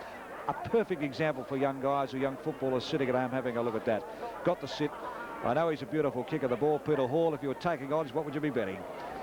Oh, I think he'd be a pretty short price favourite to kick this one, These Rob. politicians, they won't give too much away, will they? They sure won't. It was interesting to note there that the two Stockdale boys, I'm pleased you mentioned Peter, Rob, because he is a very talented and well-balanced young player. He picked it up for his brother and gave it to him that time, so that was really nice to see. A bit of brotherly love there. OK, Mark Stockdale going for goal number 4. Let's see what he can do with this one. He's not on the right kicking foot, but he's going to kick it with the right foot. If you can work that one out, it looks OK to me. That's their 10th. So Mark Stockdale now has his 4th goal, 2 goals coming within about a minute and a half of one another. A magnificent mark down in that forward pocket. As you said before, Peter Stockdale, he has impressed me. He really has. Here he is lining up, eyes over the ball, over the top of the ball, kicking straight through. And that's another thing also, looking at young footballers, Peter Hall. You've been there, you've done that, but these fellows that get so close to goals and just tend to stab and jab at a ball. Not Mark Stockdale. He's really turning it on for them today, isn't he? He's marking well, he's attacking the ball well and kicking nice. He's now kicked 4 and he's a focal point in their attack. 68 plays 22. We'll have an update of scores in the AFL. If you don't want to know what's happening, just look away. And play underway back here at the moment. We find Traralgon it is. Stockdale with it, brought to the ground. Good tackle on that occasion put on him by Tim McCaw. The umpire said he didn't have much of a chance to get rid of it. And there's the siren for the end of the 2nd quarter. So it's a magnificent start and a magnificent first half for Traralgon. We'll recap scores for you. 10-8, 68 plays 3-4, 22. I'd like to be in the room. In fact, we'll probably get Matthew in the room to have a listen to see what Peter Geddes can try and do to get his guys back. But when you look at that there, a 46-point deficit, if my arithmetic is correct, is a fair margin to peg back on Grand Final day, Barry. It certainly is, and Traralgon just looking so impressive at this point in time. All right, well, we'll take a break. We'll be back with you shortly. This is Grand Final Day, being brought to you at Maui from the Ted Somerton Reserve. Just recapping the scores at the moment. Traralgon holding sway by 46 points, 10-8, 68, and they lead Leongatha 3-4, 22.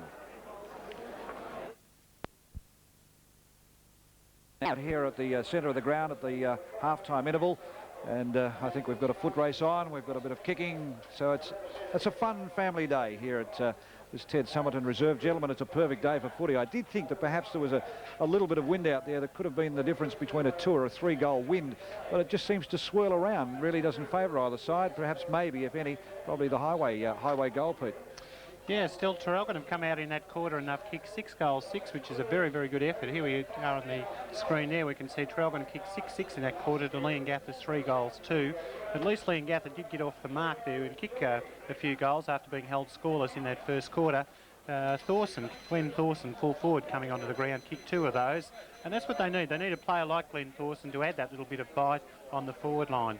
You can see in there in the Leongatha rooms at half-time there. We've still got the scores on the screen. Yeah, so it was a better quarter by Leongatha, but by gee, Traralgon are playing well and they look good. There we're gone down to the rooms now there at Leongatha, and we can see they're pretty disconsolate looking fellows, aren't they, at this point of time? Peter Hall, you've been a coach in many grand finals yourself and a successful one at that. If you were Peter Geddes right now, what would you say to the players?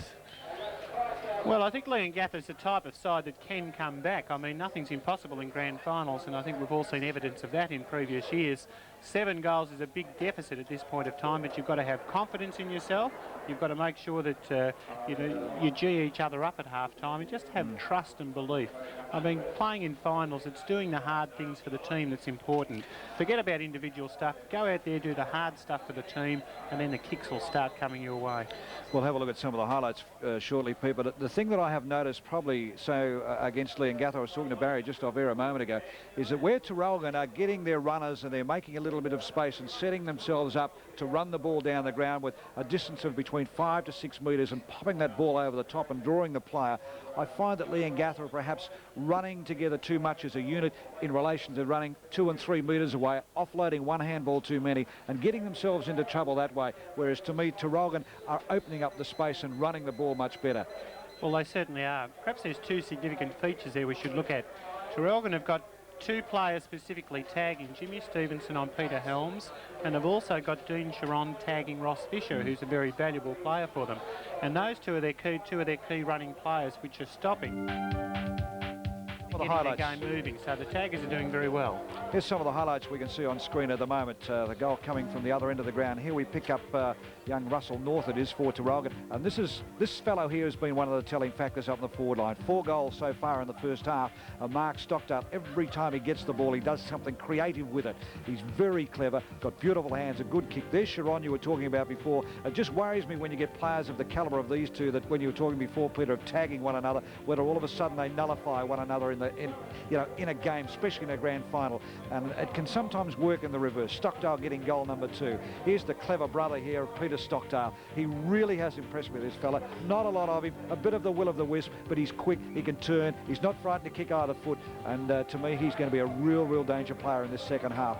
Good football here, comes in here to Mark Pearce, was unselfish play. Here's the easiest goal of the day. It was chipped across inboard by Chris Day into his teammate into the goal square, and that was the opener, and that was the pipe opener. I thought it might have given them a lift. Peter Geddes' goal there, you can see the captain and coach, a tremendous goal. Frustration, grabbed it out of the ruck, and it was one of the goals of the day. So far, I would give it the goal of the day, but we've got another half of football to come. We heard Barry Switzer talk before about this young fellow in Chris Day, a beautiful mark. Here's Stockdale again, clever, opens the play up, looks for a teammate. This was beautiful, unselfish football, swinging into the goal square there. One of 3 players could have kicked that goal, but it was just a team effort, and a great team effort, and that's why they're leading by the margin they are on the scoreboard at the moment by those 46 points. Into attack again, we find Leongatha, an easy goal there on that occasion to Glenn Thorson. He has 2 to his credit so far for the game. Snapped off the pack here by Neil Mildenhall, down towards the forward zone. Stockdale, easy, clever football, gets it across to Jennings. Jennings a goal. A great mark there from Stockdale. That was towards the second half. You can see it on replay again. Eyes for the ball, comes down, makes no mistake. That was his 4th goal for the game so far. And a great half of football from Traralgon at this point of time. Still plenty of football left, gentlemen. Can you see the Parrots perhaps getting back? Well, in a word, you're never out of a game, are you? But it's going to be very difficult from this point on. Traralgon have had just too many good players, I'm afraid, Rob. All righty. Well, we'll come back very shortly. It's half-time interval here. I've got 2 gentlemen here that have followed this particular league all year. They can put the acid on why perhaps Leongatha aren't going so well, and perhaps why Traralgon are doing so well after this break. Say no to drink driving.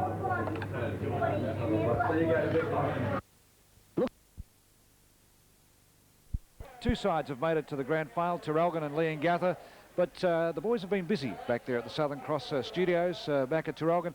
And they've put together a little package of just what the troubles and perhaps some of the highlights of some of the teams that have made the road to the finals for season 1990.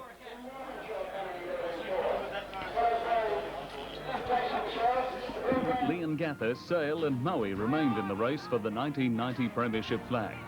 While sentiment was with Moe making its first finals appearance in 16 years, the Lions were no match for Sale in the first semi-final, going down by 67 points.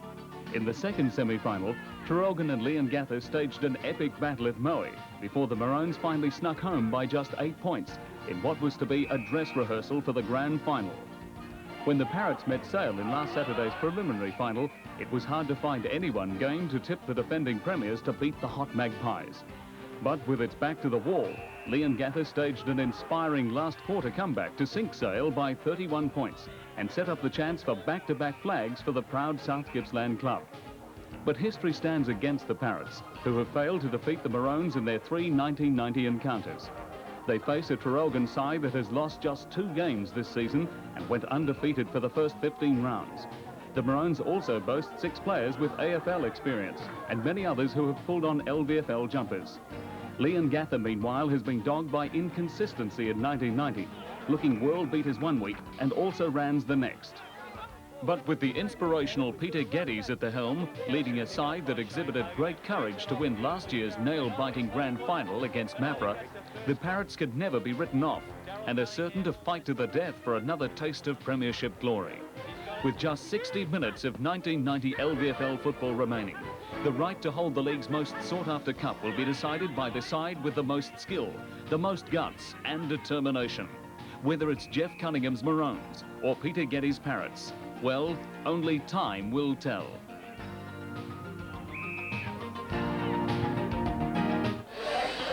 Well, that's the road to the finals for 1990. Disappointing for some, but for 2 teams, there's still life.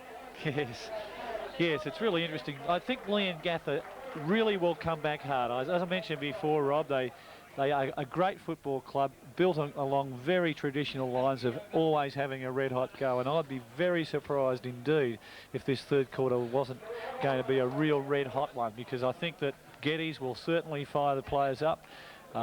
They do have some great players.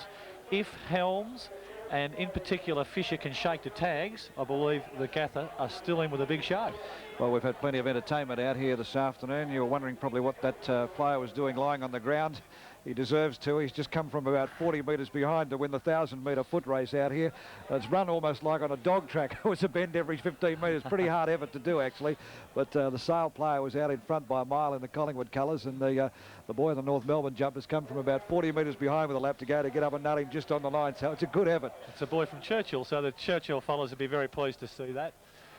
Well, plenty of entertainment, a good crowd here this afternoon. How would you rate this as a grand final crowd, Peter? You've seen a few of them in the Latrobe Valley Football League. Oh, this is a very good crowd, Rob. The hills are packed, of course, and it's a sea of colour with the tents that have been set up by the league in recent years is a wonderful initiative, and the atmosphere out here is really first class.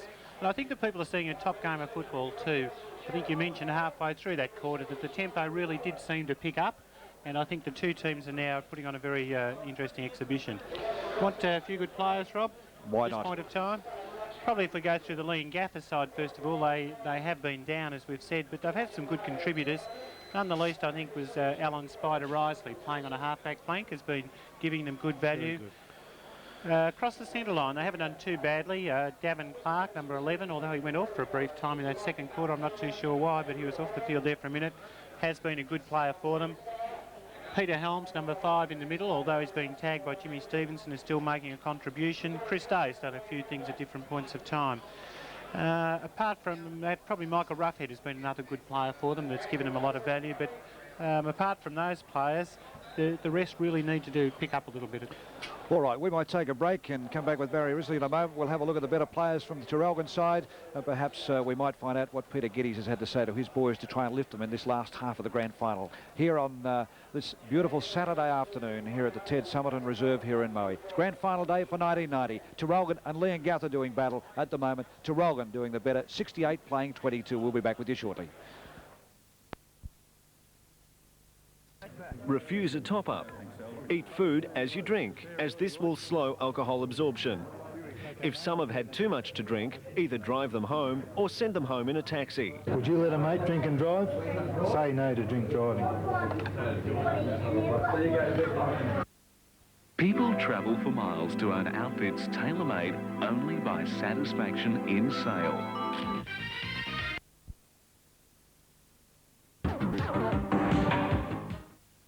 Well, grand final day, there's the colour. A great spectacle here at this Moe ground this afternoon. You would almost describe it as being probably a little bit like an amphitheatre.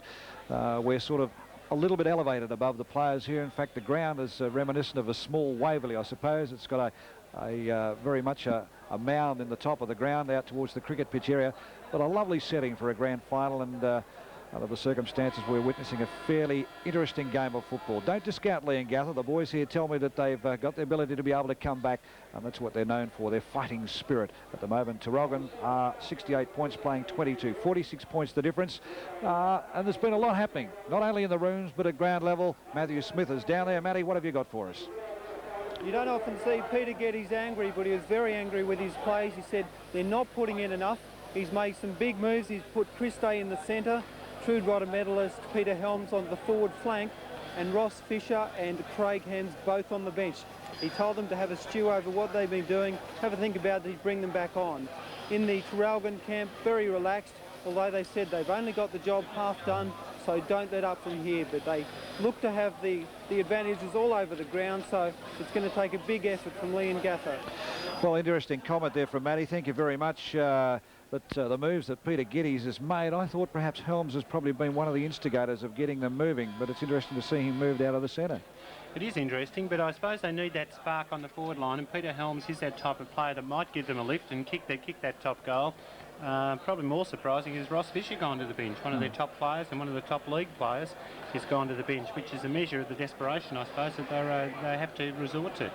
Barry, perhaps quickly, if you want to have a look at some of the stats from both sides. Yes, interesting, in that last quarter, both teams had the same number of kicks. In the handball department, Leongatha had one more handball. So in actual use of the ball, the Gatha have had it often, but they haven't used it anywhere near as well as the Traralgon players have. And it's interesting to note that players like Russell North, who's just such a great possession getter, he has 10 kicks and 9 handballs. Greg Morley playing a terrific game in the finals, which is really good to see. 12 kicks, 3 handballs. Tony Lane, these are the sorts of players that Peter Hall mentioned before, who are in there doing all those necessary hard things that win finals at the bottom of the pack, getting it out to their teammates and making it just that little bit easier for them. So the stats don't really tell the story of the game. Free kicks is interesting, 27 to 15 in total. That's an interesting stat, Peter Hall. It is fairly interesting, but I suppose in favour of who, though, Pete? Well, in favour of Leongatha, picked up 27, but it's probably indicative of the desire that Traralgon have got to win the ball. And I mean, when you're desperate to win it, you're bound to give away a few free kicks. It never worried me if I gave away free kicks, as long as you were determined to get that pill. Well, the other 53 kicks apiece for both sides at this stage. That's right. And the other really interesting, I think, is for Traralgon as far as their forward line is concerned. Rob, you've got the Stockdale brothers really blitzing them up there. Alan Jennings, I'm sure you're impressed with his talent and ability. That's a real handful for the Leongatha defence. Although, as Peter mentioned quite rightly, Alan Risley's been a great try for them, but there's plenty of work to do there for those defenders. Well, OK, we were going to quickly have a run through some of the better players. You've touched on a couple of them. Jennings has 2 goals to his credit. Mark Stockdale has 4, but just quickly running through them, who have been their prime movers? Well, again, I think Russell North's been a player that's really moved the ball beautifully for them. Greg Morley, as a rover, has been outstanding. Tony Lane, Peter Stockdale, Ian Wallace in the back pocket, an underrated player in my opinion, works very hard indeed. Mark Pearce, always very classy indeed. And I think Max Cunico's done a pretty good job there too. Well, he's been looking after Peter Geddes and the big guys down there in the forward line. He has actually done an excellent job. Probably a couple of others that you haven't mentioned there I thought that have done well is Brett Van Berkel, a fullback, has also done very well. All right, players going back to their positions. Perhaps we might take a look at the quarter-by-quarter scores. In the first quarter, we saw Traralgon open up with a good passage of football, 4-2, 26 to 2 behinds, and then they put on the burst. 10 goals, 8 they were at half-time, which was a 6-goal, 6-quarter. But halfway through that second quarter, without wanting to repeat myself, I thought Leongatha was starting to get a bit of a sniff and a bit of a run on. They looked good, but then it started to work for them, and then for some unknown reason, they stopped doing all that good work, and we started to see Traralgon really get the ascendancy late in that second quarter, where we saw Stockdale come in and get 2 quick goals from a magnificent mark was 1, and on Selvish football he's been part of at least 2 other goals, and at the moment, as you said before, Barry, the 2 Stockdale brothers up on that forward line have been a real headache for Leongatha. I think Peter Geddes is going to have a bigger headache probably at 3/4 time, because they are really going to have to lift the Parrots if they're going to come out of this game as victors. Umpire with the ball back in the centre of the ground. Well, here we go again. Jeff Hocking gets the knock away, and Traralgon coming into attack once again. Wes Sutton moving beautifully onto that ball, goes for the short pass. It doesn't come off, and have a guess who he was looking for, Mark Stockdale, who's unable to handle it. Well, there's the interesting thing we were talking before, Peter Hall. Mark Stockdale has come out from that full forward zone. He's travelled about 35 metres, and he had about 7 or 8 metres on his opponent. Yes, he attacks the ball, doesn't he? And that's what any coach would want their full forward to do, to come out, to attack the ball, not wait for the easy kicks. Traralgon in with another chance, but that ball's gone over the boundary line for yet another throw in. Actually, it's really interesting in the third quarter of a grand final. If Leongatha can get a couple of quick goals, they'd really want to get the first 2 or 3 goals on the board in this quarter, so that they just must keep in touch with the Traralgon side. So there you see the hard-working McCorn take the ball away. Russell North showing great courage, thumps it out to Jimmy Stevenson. However, he's not able to gather it. Young Scappin onto the left boot, takes it towards the centre wing. Billy Clark back on the ground. He should take a free kick, not in possession, and he was ridden into the ground. He's a real goer, this young fella. There's not a great deal of him, but he certainly works very hard. He gets it across to Adrian Scappin once again, who punts it in towards the centre half forward position. Geddes in front, but can't take the mark. If only they been able to take those marks, have they, on the forward line? Traralgon have been very disciplined in punching the ball from behind. Exactly, because I know that the Leongatha do rely very much on Peter Geddes, Craig Hams, who's now on the bench, which is really interesting, to take those big grabs on the forward line for them. So something's got to give there. There's Anthony Boland playing in the ruck on this occasion. He's unable to get it away. However, it's come back to him onto his right boot, takes it towards his team's goal, but unable to do anything with it. Brad Heil caught in possession almost there, and Ian Wallace takes it out towards the space, and there you see that's Gary Sovereign, I think, who's come onto the ground in the second quarter, and he punts it in towards centre half forward. Here's the dash of Jimmy Stevenson. He goes away, takes a bounce and bangs it in towards centre half forward. However, Tim McCorn, who's a real workhorse, Tim McCorn, working very hard indeed and giving Mark Pearce plenty of work to do. That's been a very good clash, that one, between two very good players. Nothing flash about McCorn, but his work has been of a workman-like fashion all day. Been tough and reliable in that back line. That move of McCorn's come across here to centre wing. And we find taking the mark here is Richard Howard. The ball comes to the ground. It's all Leongatha. They have possession of it through Helms. Across here to a teammate here in Thorson. He gets it forward to another teammate here. Day, what's he done with it? Does that hit the post? No, it's through. Your responsibility to say no to drink driving. Here are some things you can do. Always drink low alcohol beer or have an occasional shandy or soft drink. Keep shouts to small groups. Refuse a top-up. Eat food as you drink, as this will slow alcohol absorption. If some have had too much to drink, either drive them home or send them home in a taxi. Would you let a mate drink and drive? Say no to drink driving.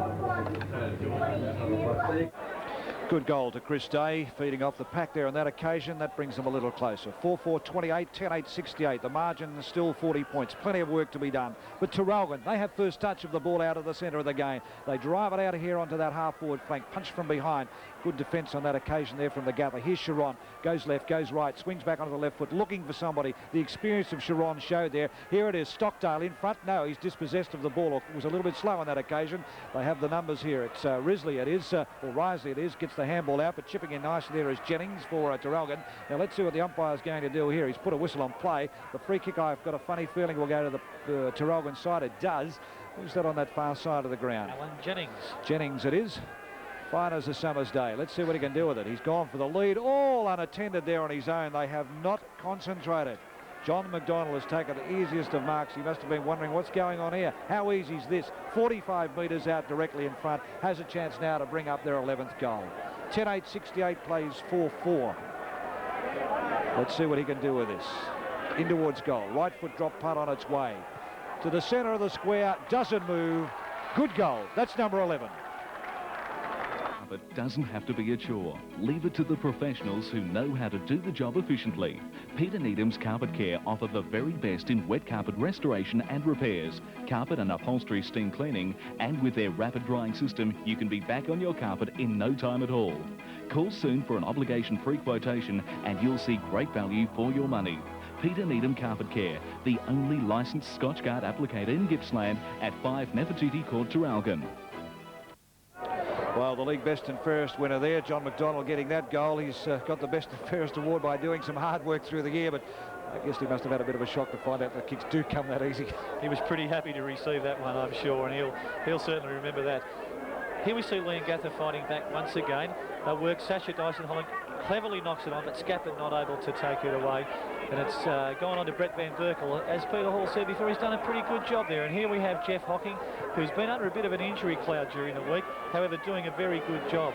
And he's an important player. And there we see Snapper McCorn once again drifting in front of the pack, taking a very courageous mark. And he gets it out to Gary Sovereign, who's been quite effective on that forward line since coming onto the ground. Came on last week and kicked 2 goals from a forward pocket, and I suppose Leongatha are really hoping that he can do it again today. Here's Darren McCarty in possession now. He'll go for the short chip to the leading player, Trevor Risley, who's come down the ground onto the forward line. Not a bad move because he was doing plenty of excellent work up on the half-back line. Michael Rufford, however, it's all pretty short stuff, isn't it? There's nothing really long and direct there, and Wes Sutton takes advantage of that. However, I'm not quite sure what's going to happen here, and the umpire deems that he was held whilst not in possession, and he'll go for the long drop putt. There's the difference between the two sides. He's kicked it long and direct towards his centre half forward, Mark Pearce. Tony Lane feeds it out brilliantly to Ian Wallace, running off that back line, showing great skill. This is Traralgon at its very best. And there we see Traralgon once again chipping it out wide for the running players. However, Rowan White coming through very strongly for the Gather. Johnny McDonald not able to take that one away, and Alan Jennings picks it up beautifully onto the right hand, over to Russell North. A quick handball out to Mark Stockdale, who can't take that one away, and Barry Thorson, the ever reliable, spins around onto his right boot, and the ball trickles out of bounds. That good passage of football you were talking about before really stemmed from the Traralgon player there in Dean Sharon. Was underneath the pack, wasn't doing the pretty things, but did what he had to do, and Traralgon capitalised on it and got that ball moving very, very quickly. Now they have the possession of the ball here on that half-forward flank, almost on the 50-metre mark. Let's see what they're going to do. They're going to move and make for the shorts further up the ground. Greg Morley it is with the kick. Let's wait and see what he can do with this one. It's a good kick too. Drives it right into the square, but in front is the big fellow there in Roughhead. The ruckman has been dropping back. A good quarter so far, been making a bit of space. Looks for Helms up here in front, gets nudged out of the way there on that occasion by Jimmy Stevenson. Umpire doesn't see that one go by. There's a quick chip, a 9-iron shot. We might call that one out to Chris Day. The running Day who got a goal before. Gets floored when he gets rid of the ball. Gets it in towards centre half forward. 2 grabs, couldn't bring it to the ground. But Traralgon, steady in defence, bring it out. Look for the shorts out here on centre wing. Picked up on the half volley. The handball's inboard. Finds teammate here in Tony Lane. Lane towards centre half forward. Picked up there by Thorson, or tapped out by Thorson. As you said before, Barry, it was a Thorson who was ever reliable, and on that occasion he stumped that ball to the open spaces. So the umpire with the ball on that city side here of this Ted Somerton reserve this afternoon to bring the ball back into play again. 11-8 plays 4-4. Very scrambling. Here's a chance. Traralgon desperate, breaks the tackle, gets it in towards centre half forward. They're on their own. Plenty of shepherding. The handball's over the top. The running play here, we find it could be Wallace. What's he going to do with it from 40 metres out offline? And it goes over the line and out of bounds. Good football. Good football on that occasion from Wallace. One could almost say a typical back pockets kick. No, he wouldn't like me saying that. It was a good run by Ian Wallace. Actually, Ian Wallace used to play the forward line. He's quite a good goal kicker. Yeah, they've got a chance to go forward again. Their handball went into no man's land, but they still have possession of it. Luck's of fortune off the boot here of Jennings. What's he done with it? It's offline again. Jennings with 2 to his credit so far in the game. 1 in the first quarter, 1 in the second. But that one was just a little bit about, or not just a little bit, was about 2 foot off centre.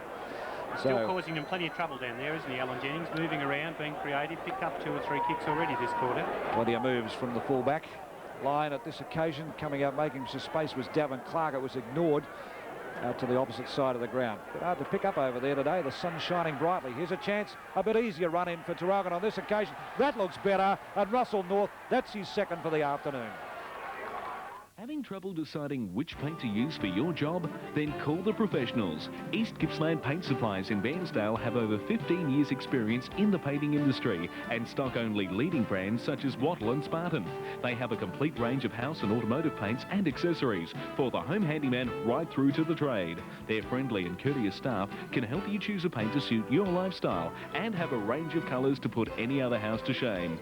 East Gippsland Paint Supplies, Main Street, Bairnsdale.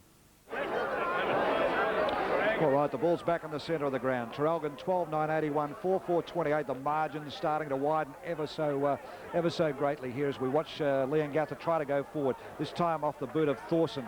Down towards their centre half forward zone. Tap to the ground. The runner's on. The chaser's on. We see green and gold jumpers down there everywhere, but they can't do a lot with it. Umpire puts a whistle on play, and we'll see a bounce down some 50 metres out from goal.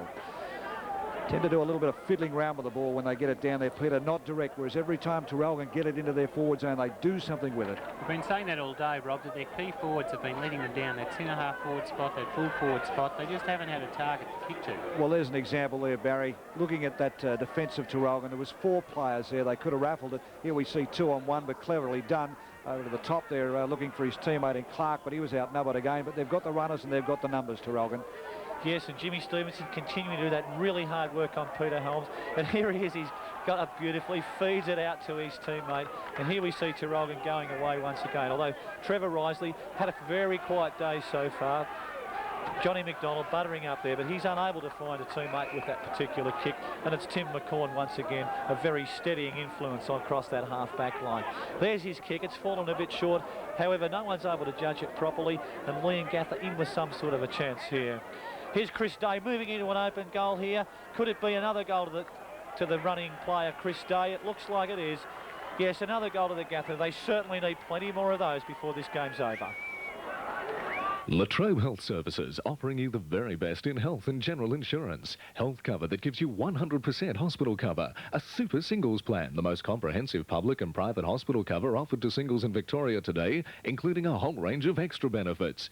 General insurance, including house, contents, car, boat and caravan, all at very competitive rates. Payments can be payroll deducted, direct debit, monthly, quarterly, half-yearly or yearly. For more details, call any Latrobe Health Service branch or agent. Right, Traralgon 12-9-81, leading Leongatha 5-4-34. A very handy lead to the Maroons in spite of that goal from Chris Day. Here's the ball in dispute. Adrian Scappen I think will take the free kick here. Yes, he certainly will. He was interfered with when he didn't have the ball, and he really should come straight down the ground. It's what Leongatha must do right now. That's what he does. However, it's Max Cunico doing some good work back there, nice and cool in defence, and he'll be looking to use the ball effectively, as he normally does with that left foot. There he goes, wide out to the wing. That's a lovely kick. However, he's not able to pick any player up with that particular kick. And I think that's Johnny McDonald swinging the ball in. Russ Fisher, there he is coming back onto the ground. Very important move. Very surprised that he was taken off the ground. However, Peter Geddes really didn't have much alternative at that particular stage.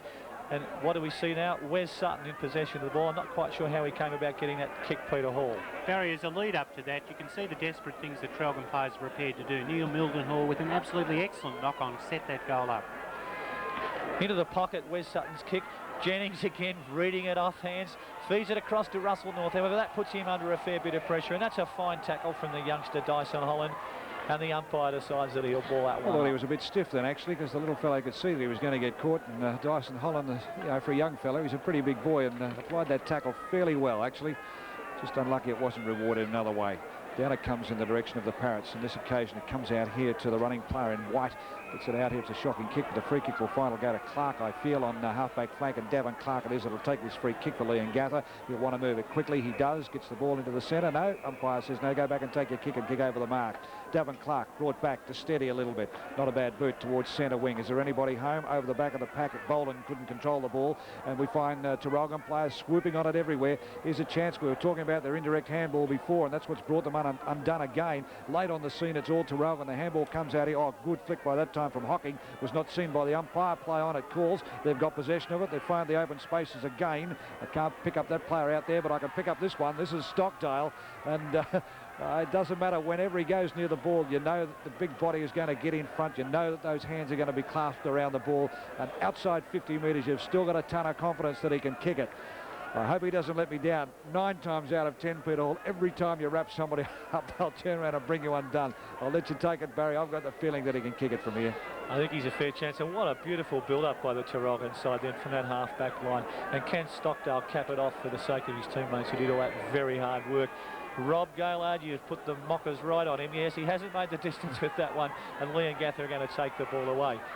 There's the left-hand hand pass onto Michael Roughhead, but he's put under a little bit of pressure there and is unable to use the ball effectively. Hocking showing great dash for a big man. Moves in, centres the ball in towards Traralgon's goals, but Leongatha in front of somebody's kicked it off the ground. Stockdale. Oh, obviously. Desperation, Stockdale on that occasion. I think it was the Leongatha player who got his boot to it in the end, actually. Oh, I'd like to have 50 cents either way. I'd love to see this in the replay. I thought it was Stockdale leaning back. He was held and got his foot to the ball to rush it through. Every time he goes near the ball, he impresses me, this fellow, he and his younger brother. They come away again, Leongatha, this time here to set a wing, but it keeps rebounding back all the time. Traralgon have got the numbers. Again, they come through. Cunico driving it towards the centre. The handball's on off the hands of Hocking. Hocking across to a teammate here in Lane. Lane up into the square over the back of the pack. Stockdale was up before acceptances. In fact, he got so high he almost got vertigo. Here we come back again, Leongatha, but they're under pressure all the time. Again, 2-on-1. They come away with this time. Can they talk? They've got plenty of time for a bounce. They don't do so. Maybe they don't know how to. McCarthy it is. Gets it down towards centre wing.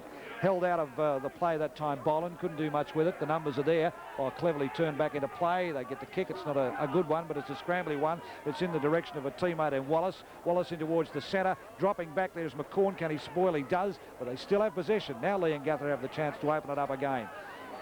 Leongatha, the Parrots go forward, this time up the boot of Richard Howard, but he goes indirect, goes out towards the flank. If that trainer was a little bit quicker, he could have snuck that one on himself and got boot to ball. Here we find the big fella here in Geddes, the captain and coach, but under pressure, doesn't do a lot with it. Coming back from defence is Cunico in towards the centre of the ground, cleverly picked up there towards the centre of the diamond, and Traralgon go forward again. The Maroons go forward. But here it is, the Parrots chipping in again. Scrambly football, backwards and forwards. Howard it is, to no one direct. Again, the defence of Traralgon stands up. The Roosters forward to centre half forward. Now they might steady and go back and take their kick and have a look. They want to get it moving quickly towards centre half forward. Looking for Stockdale. Up before acceptances again. Almost brought it to the ground. Boland it is. Not Boland, I should say. Morley it is. Gets the ball towards the forward zone, but it's offline. I thought Stockdale was almost going to pull an awkward one to the ground on that occasion. Let's have a look at the scoreboard. 12-10 plays 5-4. I think importantly, Rob, when Stockdale flies, you've always got those little blokes who are getting underneath the packs there, and that's what's making those chances for Traralgon.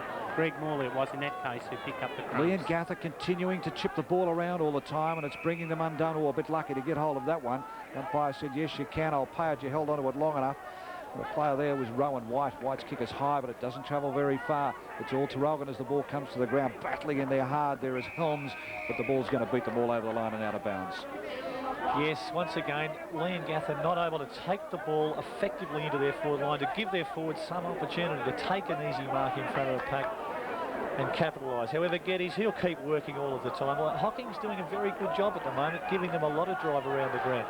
Here's Trevor Risley showing some of the skill that we know that he really does have onto his left boot.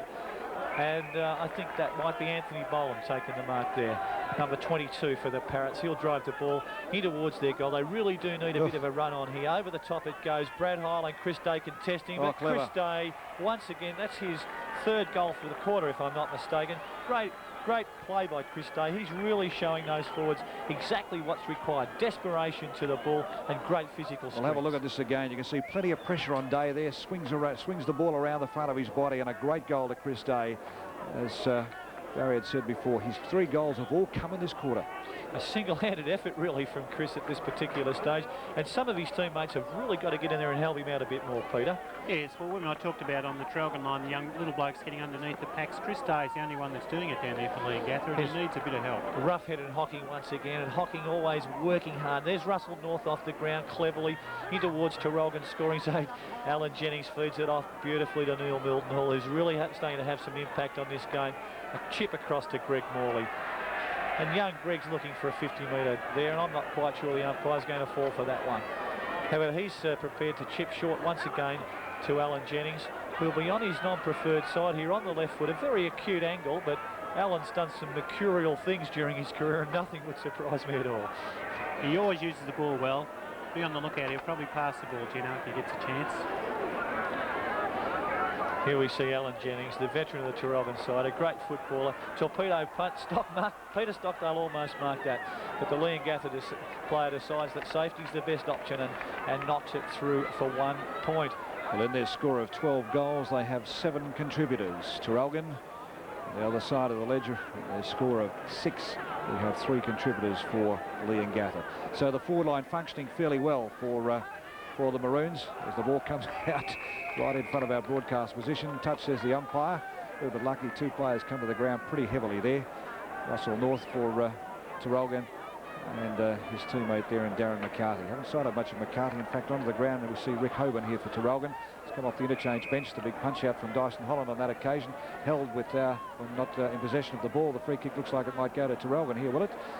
I didn't see what happened behind the play. Maybe there might have been a bit of shepherding out. Mark Pearce is the recipient of this free kick, and Pearce will kick from right on the 52-metre mark for goal. Has the wind behind him. Let's see what he can do with it. Right foot drop punt on its way, swinging back towards the goal square. Good sort of kick. The long arms go up there of Stockdale. Couldn't bring it to the ground. Touched and through for another behind. 84 plays 40. 44 points the margin. 12-11 plays 6-4, and cramp in the goal square. Pretty early to be having a cramp. One would think that there's a fair bit to go yet. Nonetheless, the players have had to work very hard. It's pretty warm out there today, and it's certainly starting to take its toll on some of the players. But well, I think the ground's hard too, which affects the feet and the legs a bit. Actually, Pete, that ground is very hard. Out of that cricket pitch area, I went for a stroll just before the start of the game, and I was quite surprised how hard the ground was out there. So I would say well and truly into this last quarter, there'll be a few players that are starting to feel the pinch. But it's been a fairly good standard of football this afternoon. We're blessed with good weather as we find a little bit of a hole in play here at the moment, as that player with cramp is right in the goal square there. Now he's okay. We find the player for Leongatha with the ball, just directing a little bit of traffic, looking to see if he can get someone further up the ground to kick to. It's the Leongatha vice-captain Trevor Risley, and he'll try and kick this as long and direct as he possibly can. That goes a good 50 metres, and there's a magnificent leap from Anthony Boland, but he's unable to take the grab. It would have been a sensational mark. Stockdale in front once again. We see Hoban trying to knock it onto Morley, but Morley showing excellent balance, not quite able to get it away. Russell North, as usual, working hard. There's Morley again. He's a real terrier, isn't he? Busy across to his full forward, Stockdale, who chips it in towards the goal square. There's great team play by Traralgon once again. A great knock on, all the sorts of things that you really want in good footy. Just keep your eye on Mark Pearce, I think, is the man that you really want to have a look at this replay. If we can get it up, here it is now. We find a little player here in Morley getting it across here, looking for Stockdale. Stockdale puts the little chip over the top. Now have a look at Pearce go up here. Clever. Cross to a teammate, through for 4 points. Peter Stockdale just capitalising on magnificent team play by Traralgon. It really is the way to go in grand finals, not relying on individuals, doing all the hard things. Very cool and experienced is Mark Pearce, and you could see then he didn't blaze away. He knew exactly where he was going to put that ball. He could see his Traralgon teammate there and put it down his throat. I'd like to have him on my side and be underneath those sort of taps. I noticed Rick Hoban and Condon Bond are not the best of friends right now. However, I'm sure they'll sort out their differences at the end of the day. But I'm sure that Traralgon won't want to get involved in any shenanigans right now. They're playing far too well to become involved. In fact, it's been an interesting game from that point of view. The players have concentrated on the ball for most of the match. Talking of players concentrating on the ball, I think someone in the crowd's concentrated on the ball. There's a new one coming out here now, so someone's probably off like a rocket. The souvenir of grand final day here. This clash between Traralgon and Leongatha. Has the bird flown for the Parrots? Pardon the pun. Didn't mean to come out that way, but I think it might have. 13-12 plays 6-4. I think it might be all over for them. Traralgon have the ball in their possession, trying to push it forward again. Desperate on all occasions. Here's a chance now for Leongatha to come back. The handball's on towards the centre of the ground. The kick towards centre half forward. Behind, Sharon in front. Almost brought it down. Couldn't do so. But they still have possession. This time Sharon gets boot to ball. Drives it out high, wide and handsome, but it goes straight to the waiting arms of Davin Clark. Leongatha forward again. Almost picked up on the half volley there by Gary Sovereign. Sovereign has actually paid the mark, and Sovereign will take this kick just a little wide of centre wing and half forward flank. Haven't sighted much of him today. In fact, probably been warming the interchange bench, Gary Sovereign. Oh, beautiful kick. Have a look at this one right into the square in front. I'll pay the man. The umpire does likewise, and we'll find that player there. It looks like it could be Max Cunico. Had a very good quarter, Max Cunico. Had a good game all over, Cunico. A little bit quiet early in the first quarter, but been very reliable. In fact, the whole defence of Traralgon has been good all afternoon. Here's a chance now. Leongatha under pressure. Sovereign. It's 1-on-2. Unfortunately, the numbers are going to beat him. The handball comes out wide, and it's off again. This time we find Jimmy Stevenson. Got plenty of speed, plenty of time to have a look up the ground. This is where they're doing well. They've got time to find players up the ground. The runners are on. They're in front again. Here go the Roosters from 40 metres out from goal. Can they put another one on? No, they can't. And that one goes over the line and out of bounds. So, Peter Stockdale.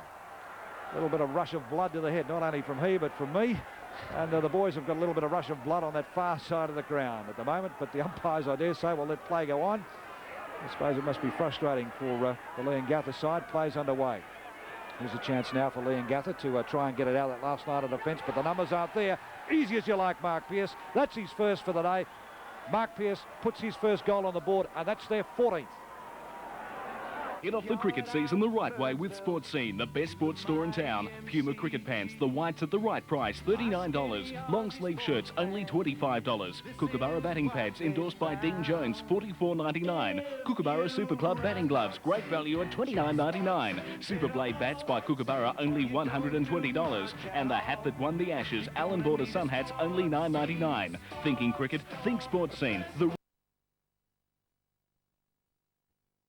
Just at the back of the square. Good umpiring anyhow. The boys out there in Gavin Dorr and Colin King, the young umpire from the Latrobe Valley Football League, and the senior umpire Gavin Dorr, of course, from the LVFL. Playing away again. 14-12-96, plays 6-4-40.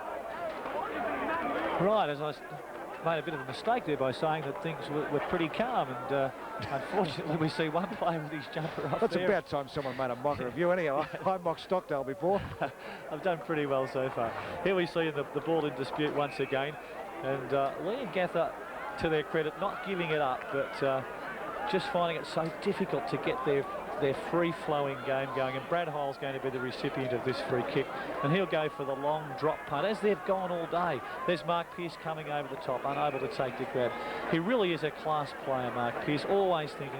However, Billy Clark is going to take this one away. He's been a good player for the Gather also. Really tried his heart out. Brett Van Berkel, very effective on his knees, feeds it out to Neil Milton Hall, back to Van Berkel. Brad Hole butters up, and he'll swing in towards the centre of the ground and take it on towards the half-forward line. But Leongatha strong in defence. That looks like Condabot with his unusual left-foot kicking style. Takes it in towards centre half-forward.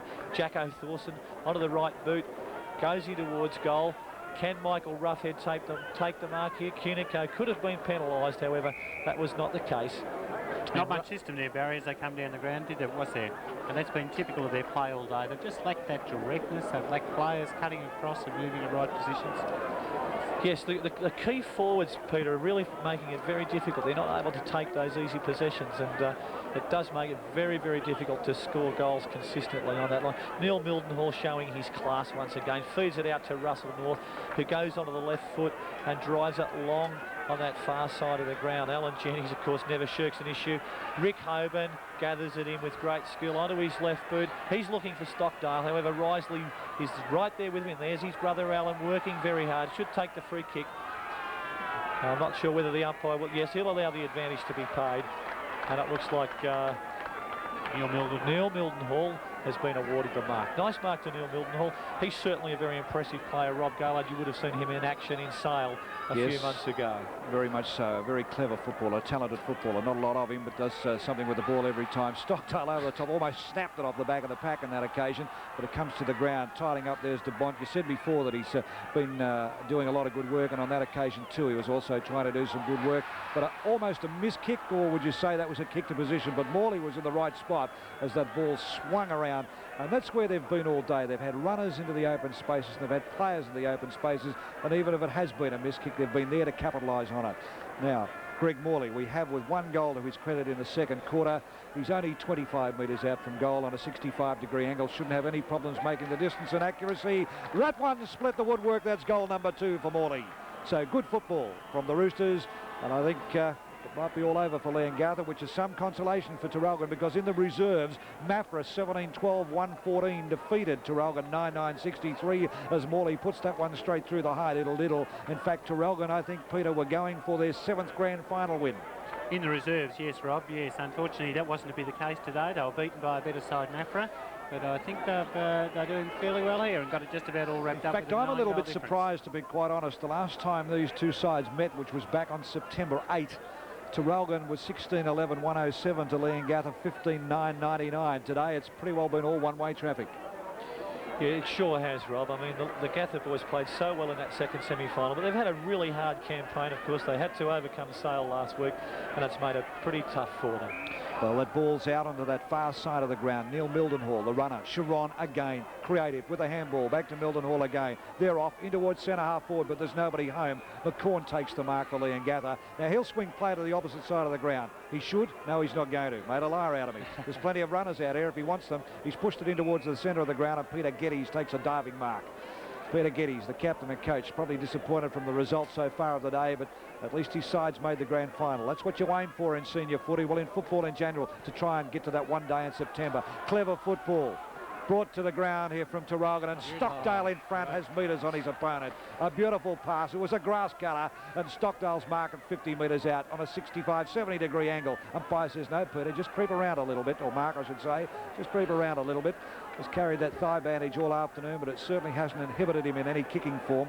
You'd be interested, Rob, that pass from Greg Morley was his 22nd kick, and he's had 8 handballs for 30 possessions to this point of the game. Well, Stockdale wasn't greedy on that occasion, saw the shorts, creative football, and now we find again Traralgon just edging that little bit closer towards goal, and a beautiful pass there came off the boot of Stockdale and found Ian Wallace. Who is somewhat away from the back pocket.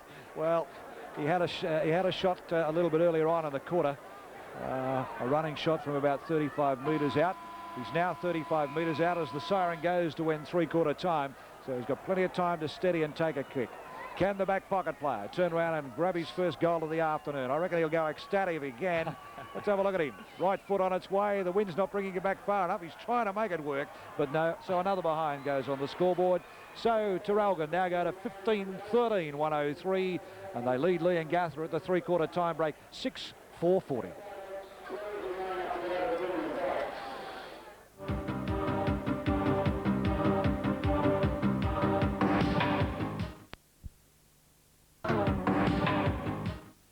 Back here at Maui, it's three-quarter time in the Latrobe Valley Football League Grand Final. The Victorian Police Force represented there. There's probably a couple of slow racehorses I might have backed in my time there.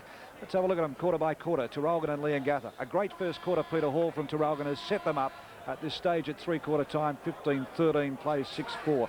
A little disappointing from Leongatha, as I said before. In that second quarter, they looked like early that they were going to do something. They bounced back with a 6-goal, 6-quarter to Traralgon and haven't looked back since.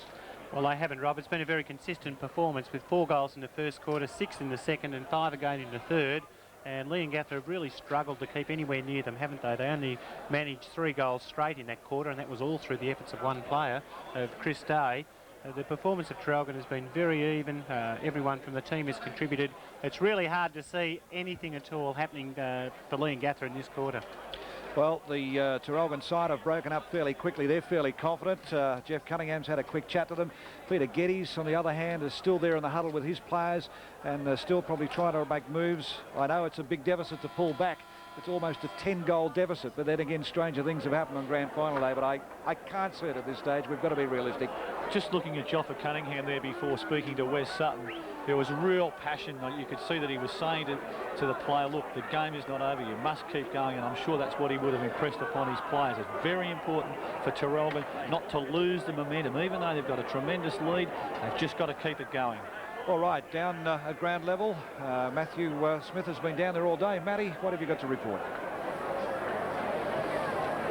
Yes, well, what can Leongatha start again? What can Leongatha do? I mean, they're so far behind now. But anyway, Peter Geddes said, come on, keep going. This is the last game of the year. Let's just try one more effort. And also in the Traralgon camp, get the first goal. They've got it won. That's all he said. Brief message. Back to you. Thank you very much, Matty. Well, you're not the only one that's been tongue-tied this afternoon. Actually, there's a few of us been tongue-tied up here in the box too. Leongatha, for me especially, it's pretty hard to get your tongue around when you come from a different area. But if you're a little bit interested in what's been happening down in the VFL, or the AFL as we now know it today, and you would like to have a look at the scores, you may stay with us. If you don't want to or want to stay and watch the replay at 5, you may turn away. Let's have a look at this.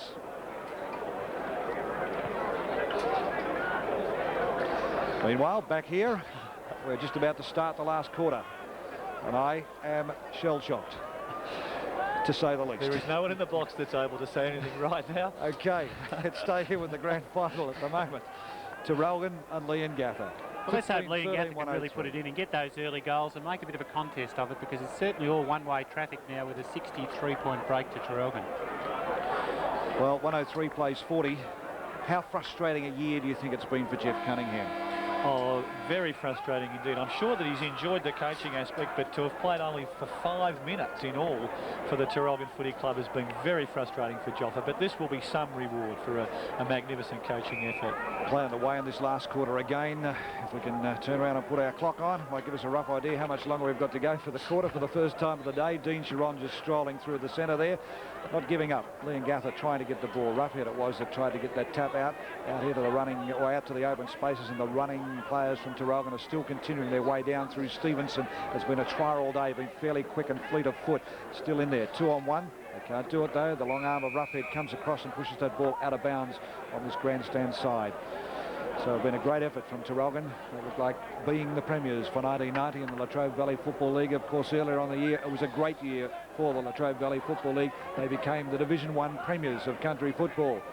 And it's been a good display of football again here this afternoon. The thing that's impressed me, a lot of the younger players, which I have got to know here this afternoon, have impressed me. Promise of better things to come for football down in this area. Here we have Leongatha trying to get that ball up into towards their forward zone. A good steadying mark there, taken there right on half-forward flank by the big fellow up there in Craig Hams. Been a little bit quiet in the last 2 quarters, but Hams will go back and take his kick from some 45 metres out from goal. He's only about 10 metres in from the boundary line. Distance-wise, I don't know what confidence you fellows have got with him. Craig's usually a good long kick. As you said, he's been fairly quiet today, and we haven't really seen the best of him. All right, Craig Hams comes in, right foot drop punt, looks all right for mine, swinging back beautifully. Oh, judged that to a T. It's your responsibility to say no to drink driving. Here are some things you can do. Always drink low alcohol beer, or have an occasional shandy or soft drink. Keep shouts to small groups. Refuse a top-up.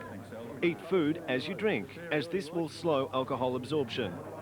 If some have had too much to drink, either drive them home or send them home in a taxi. Would you let a mate drink and drive? Say no to drink driving. 15-13, 103, plays 7-4-46. Peter, put the wood on you. How many people are here? Well, give me a guess of the gate. That's what you do in the country, isn't it? Guess of the gate, I'd say $17,000 gate. Well, you're 10,000 down. It's 27,000. So it's an enormous crowd here, an enormous gate here this afternoon for this grand final day. That's what I was going to say, Rob, 27,000. Yeah, I thought you were going to say 26,999, but we'll let you off the hook. Leongatha have possession in the centre of the ground at the moment. They're not giving up. They're fighting this one right out to the finish. Peter Geddes, that's the way he'd like them to see it happen. Roughhead comes in there trying to take the mark, can't do so. Helms in there battling its numbers around the ball, but Traralgon get it away towards the back of the square. Let's see what happens here. Falls to the ground. Tackle without the ball. The player should have got the free kick there for Leongatha. It doesn't. There's a throw out of the pack there. It came from the player there of Sutton from Traralgon. The umpire lets it go. Oh, good commitment from two players there, both with eyes for the football. And they're using plenty of strength. Captured beautifully by the cameras from the Southern Cross Network. And the ball's being forced over the line and out of bounds. No reward for either player there from the umpire, but it was captured beautifully.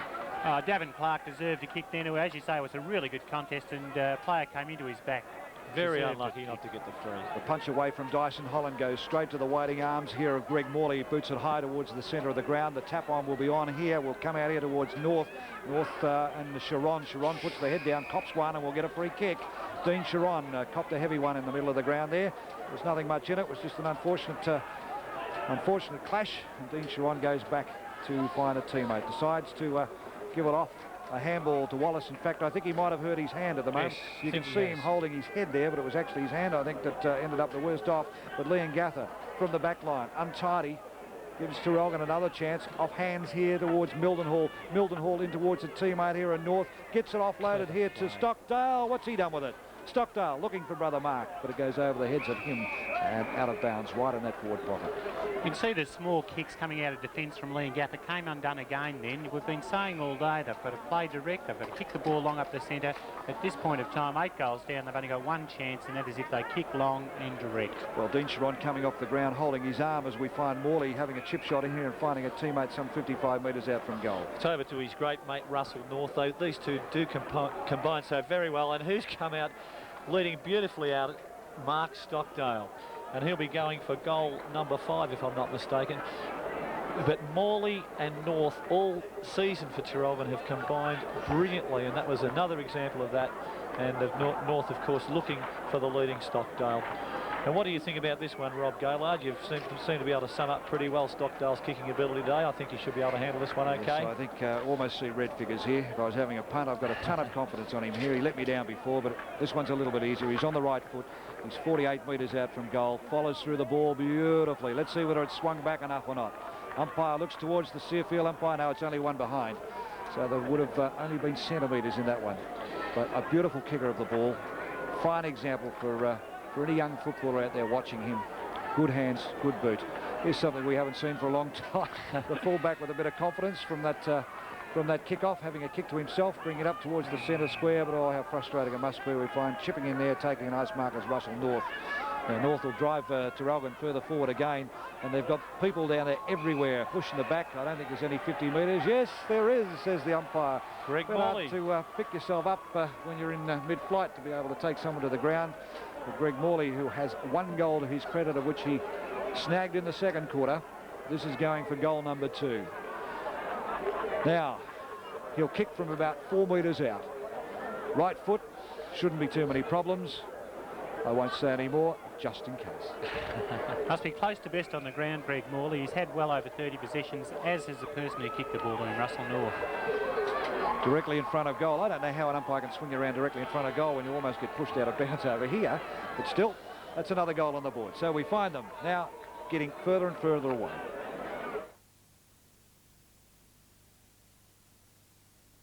Very best in health and general insurance. Health cover that gives you 100% hospital cover. A super singles plan, the most comprehensive public and private hospital cover offered to singles in Victoria today, including a whole range of extra benefits. General insurance, including house, contents, car, boat and caravan, all at very competitive rates. Payments can be payroll deducted, direct debit, monthly, quarterly, half-yearly or yearly. For more details, call any La Trobe Health Service branch or agent. Right, here we are back at the Ted Summerton Reserve, and that really might have been the nail in the coffin. And goal to Greg Morley, and the Maroons look as if they've got this premiership all wrapped up. And Joffa Cunningham will be a very happy boy tonight, I can assure everyone of that. Here we see umpire Dorr. The umpires have done a pretty reasonable job under difficult circumstances, so I guess when you don't notice them, that means that they're doing okay. And here we see Max Tunico, who's played a fine game at centre half back. Bit of a risk early, but goodness me, he certainly proved the selectors to be right there. He certainly hasn't let them down. As the ball comes on to Peter Helms, who overruns it fairly easily there.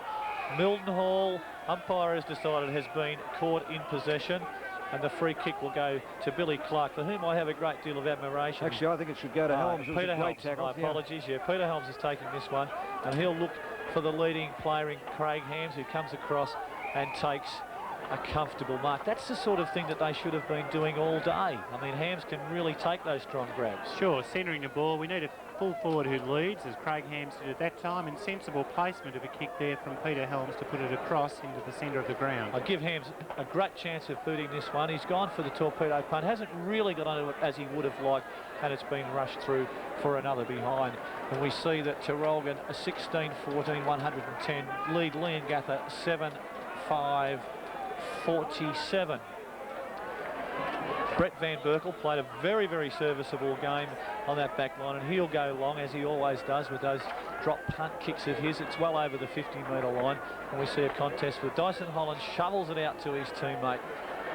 However, Leongatha under pressure once again, and the ball is thumped away and will be thrown in.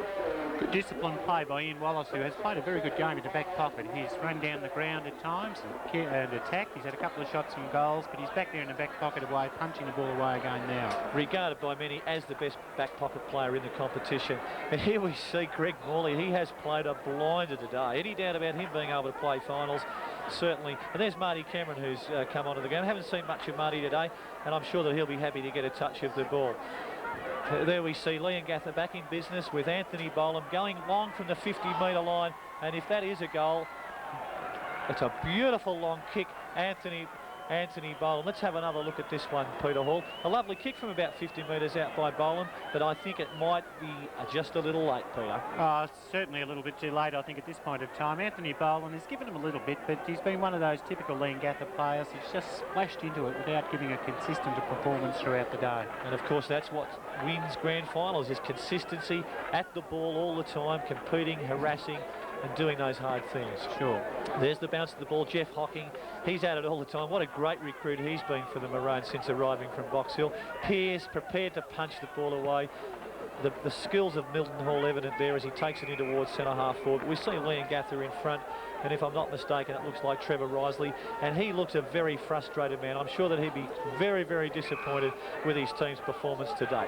Rowan White takes the mark in the hands over the top to the running player Fisher, who we haven't sighted for quite a while, and he's caught in possession, not able to get it away. Marty Cameron showing desperation there. Mark Pearce onside off the ground to Leongatha, and there we see the skipper Tony Lane taking a mark, perhaps not the full 10 metres, but nonetheless Tony's quite happy to take that one, and he'll be looking further forward to Mark Stockdale, who's been swamped by Leongatha players there. Russell North, there's boots flying everywhere there. Feed out to Jennings, onto McDonald, but he's beautifully smothered by the Leongatha player. I thought that was a Traralgon goal for sure at that stage. Adrian Scappen was the player that ran across the face of that ball there and stopped. It was a good effort. There's plenty of weight being used down here at the moment, but Traralgon have got a month of Sundays to drive this one in towards the square. Is it offline or is it touched? No. We'll wait and see what the umpire has to say. No, it's through. Another good goal to Traralgon, and that lead just creeps, getting bigger and bigger and bigger. Cleaning your carpet doesn't have to be a chore. Leave it to the professionals who know how to do the job efficiently. Peter Needham's Carpet Care offer the very best in wet carpet restoration and repairs, carpet and upholstery steam cleaning, and with their rapid drying system, you can be back on your carpet in no time at all. Call soon for an obligation-free quotation and you'll see great value for your money. Peter Needham Carpet Care, the only licensed Scotchgard applicator in Gippsland at 5 Nefertiti Court, Traralgon. 12 minutes into this final quarter on grand final day. Traralgon 17-14, 116. Almost what you might call giving Leongatha a bit of a toweling. 8-5-53. The margin, as I said before the break, just keeps getting bigger and bigger and bigger. Out of the centre again. McDonald it is that gets it out high.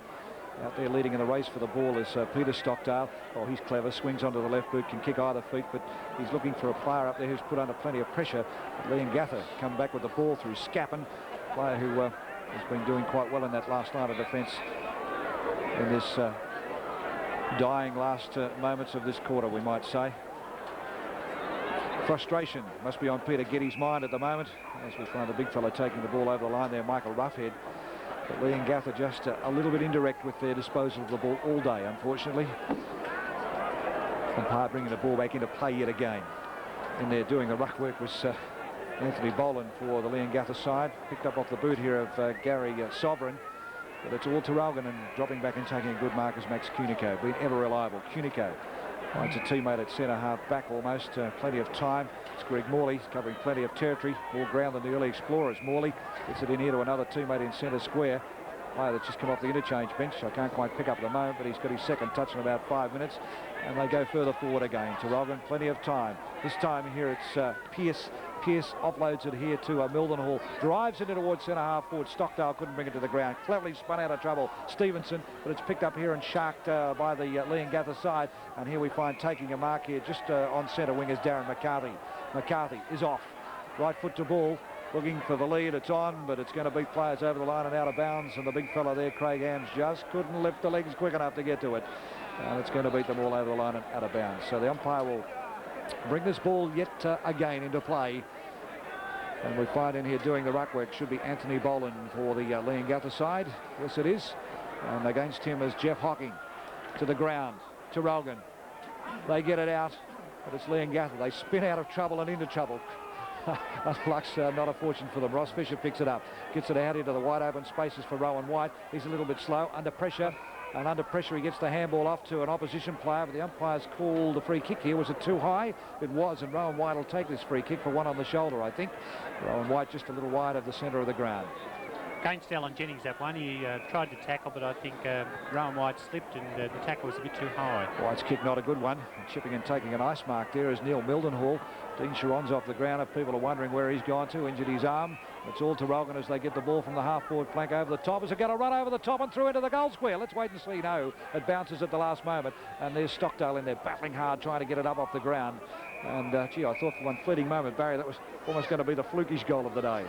But it wasn't to be, and I think at the moment we're going through the motions just a little bit, Rob. It's unfortunate, really, from the crowd's point of view, to see that the game is frittering away as a bit of a one-sided event. But I'm sure that Traralgon won't be very worried about that. In fact, they really have a target there. I suppose they'd like to kick 20 goals at least and really make a job of this, because once you get in front in the grand final, Peter Hall, you can never get further enough in front, can you? Oh, no, you really like to win them by as much as you possibly can, Barry.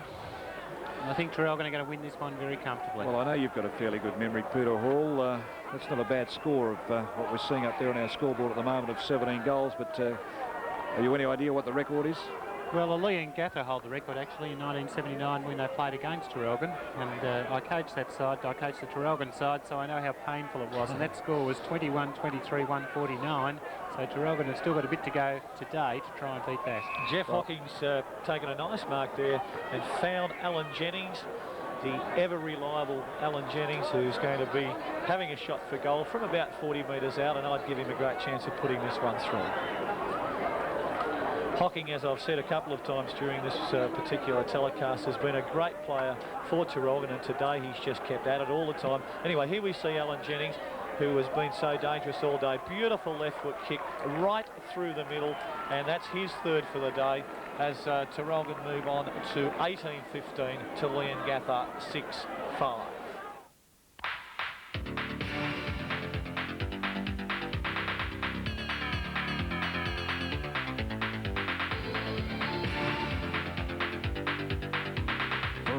Exciting action of roller skating, get into the all-new Valley Indoor Skate Centre. They offer classes for beginners and artistic and figure skating for the advanced. Bring the family and skate in and skate away. 123 plays 53. Fairly big deficit to peg back. We've travelled some 17 minutes into this final quarter of the LVFL Grand Final here from Maui this afternoon. It's been a one-way street for Traralgon as the free kick here is being awarded to Leongatha. And at the moment, the umpire's put a whistle on play. We'll quickly go back and see what that was for, but I've got the feeling it'll go towards Leongatha. In fact, it'll probably come back to where it came from before. You'll find the player there will probably take the kick is Condabont. You don't want to know what the scores are in the AFL, you can turn away for the next 5 or 6 seconds. Here they are.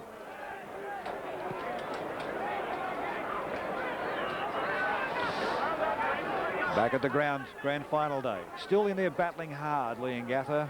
Traralgon have just got too many guns at the moment. The players around the ball for Leongatha. Can they do something with it? They can through Condabont. Gets a left foot out to, or left foot I should say. If you're in France, it might have been a left foot, but he gets it out here towards that half-forward flank. Unfortunately, though, there is just no one there to help him. They're under pressure the whole time, Leongatha. And while they're under pressure, they're not delivering the ball. And that lets the Traralgon side in to tidy up. They've got plenty of time to get rid of it. It's Tony Lane with the ball trying to get it forward, but Leongatha chipping in here through the agency of Adrian Scappen. But again, we were talking about the pressures and where to put the ball and who to give it to. There was a prime example of that ball there as it's gone over the line on the full. Bringing the ball back into play again. Traralgon driving it towards that centre wing position in front. Can they grab it and bring it to the ground? No, they can't. The player there was Martin Cameron, player off the interchange bench. There's a chance now for Leongatha to go forward in front. Almost picking the ball up off the ground there was the Traralgon player who looked like McDonald to me, but butted up well, recovered well actually. It was Peter Johnson actually, recovered well and forced that ball over the line and out of bounds. So 18-15 plays 8-5. As the boys before said, we're basically going through the motions. Disappointment for Peter Geddes, but at least they've made the grand final. I suppose from Traralgon's point of view, Jeff Cunningham would be ecstatic at the moment. Hasn't played all year, apart from the first game through injury, but there's always next year around the corner as we find a mark being taken here by the big fellow from Leongatha here in Peter Geddes, their captain and coach, the man we were talking about before. Now, he kicked an incredible goal before when he snapped it out of the ruck, almost on the same angle. Now, let's see what he can do with a deliberate shot. The kick looks straight enough. Has it gone through? I don't mind it from here. No, it's offline, only one behind. So they increase their margin to 8 goals, 653. While the margin is only back by one behind, 18-15, 123 to Traralgon. Had a disappointing day, Peter Geddes, hasn't he? Disappointing from a team point of view and also a personal point of view, where Max Cunico's wore him like a glove and really had the upper hand all day. Well, when you're a playing coach, Peter, I suppose you're trying to do everything out there on the ground. You're trying to lift them. It's got to affect your game in any way, shape or form. Almost a good mark pull down there for Traralgon on that occasion. But it's out to the open spaces, the wing again, and beats players over the line and out of bounds. Yeah, when you're out there and you're trying to carry the mantle and the burden of being a captain and coach, it is pretty hectic at times. And it makes it doubly difficult when you've got a player like Max Cunico, as I said, who's really stuck to him and hasn't let him get a yard all day on him.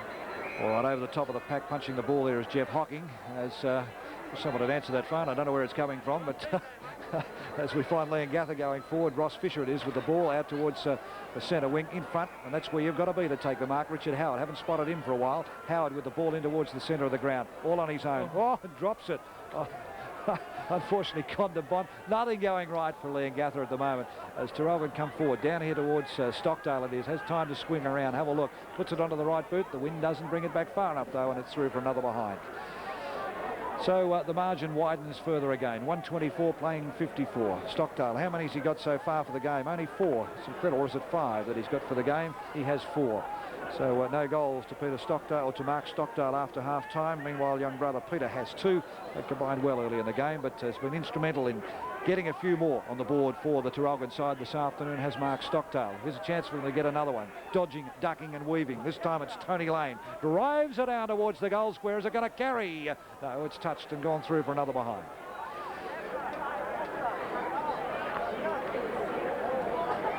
Trevor Risley, the Leongatha vice-captain, he'll be looking to go straight up the ground because there's nothing else really for the Gatha to do but that.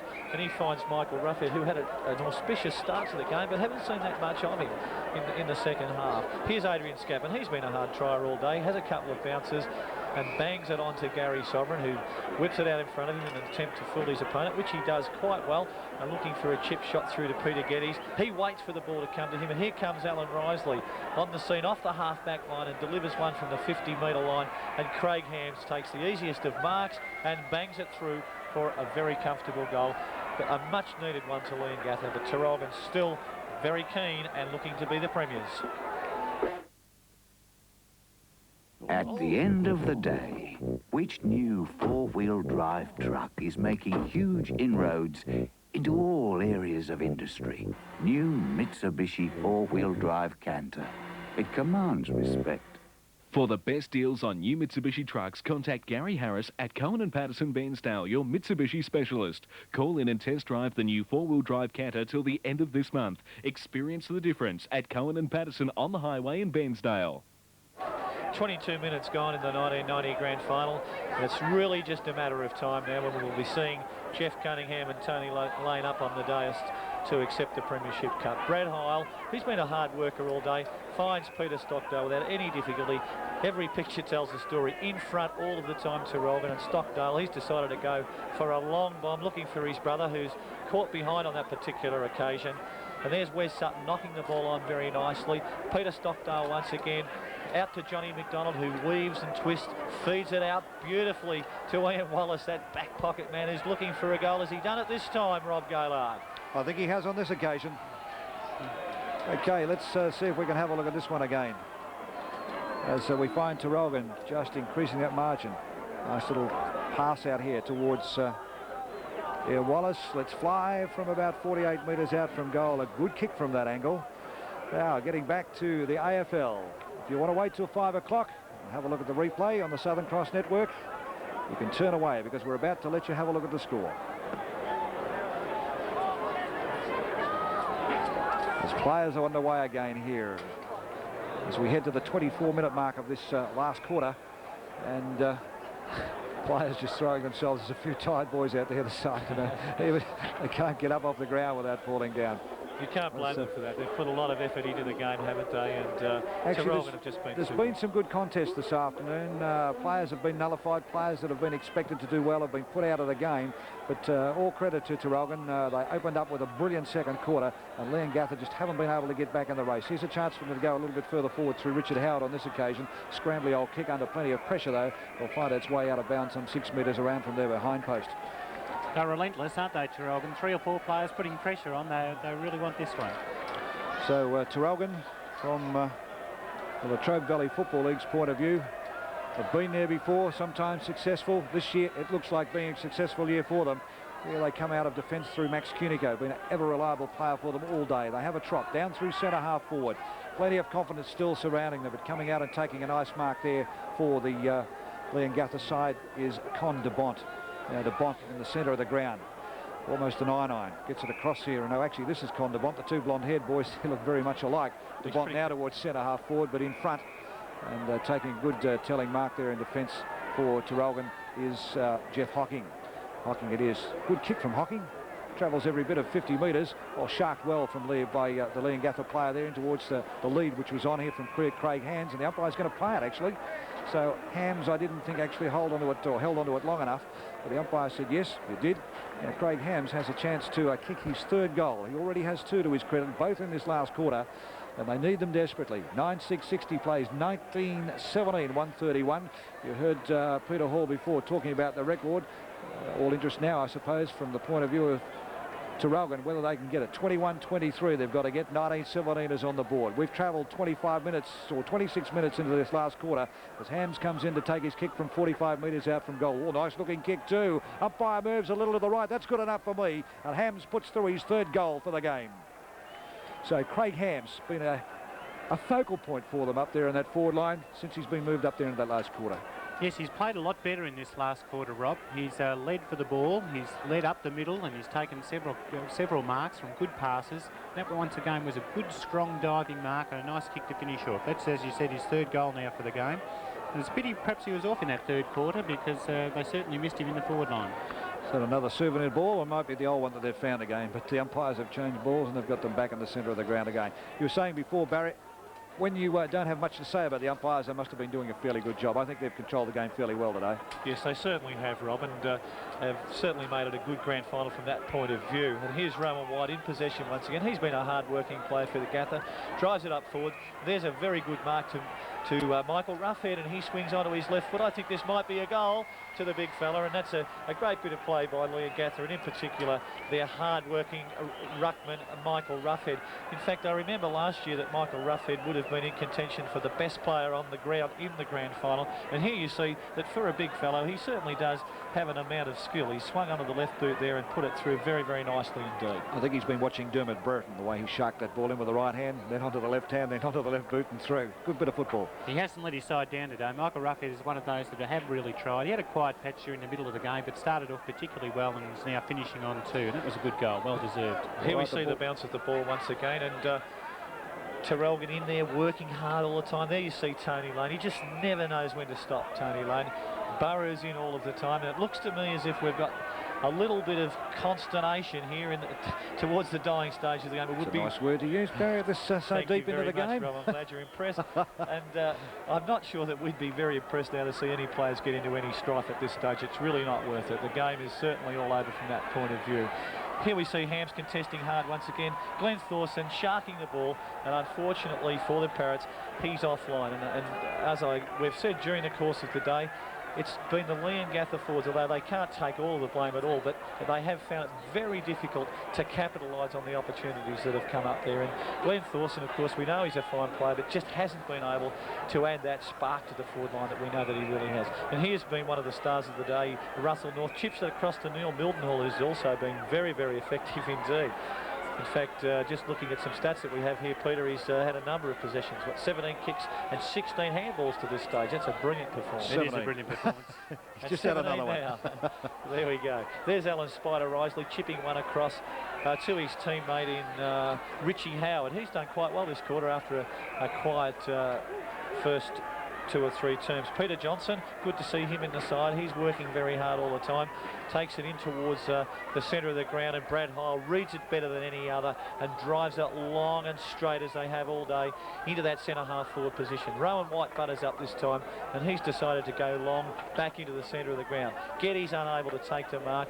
You see Marty Cameron, Jimmy Stevenson contesting that ball all of the time. And who was he tackling? Peter Helms. Hasn't he worn him like a glove? Yeah, it's been a very, very significant move, that, Peter, to see that Helms has been taken out of the game by a great player in Jimmy Stevenson. There's Jeff Hocking cleverly over the top, and Johnny McDonald, very strong, swings it in towards centre half forward for Traralgon.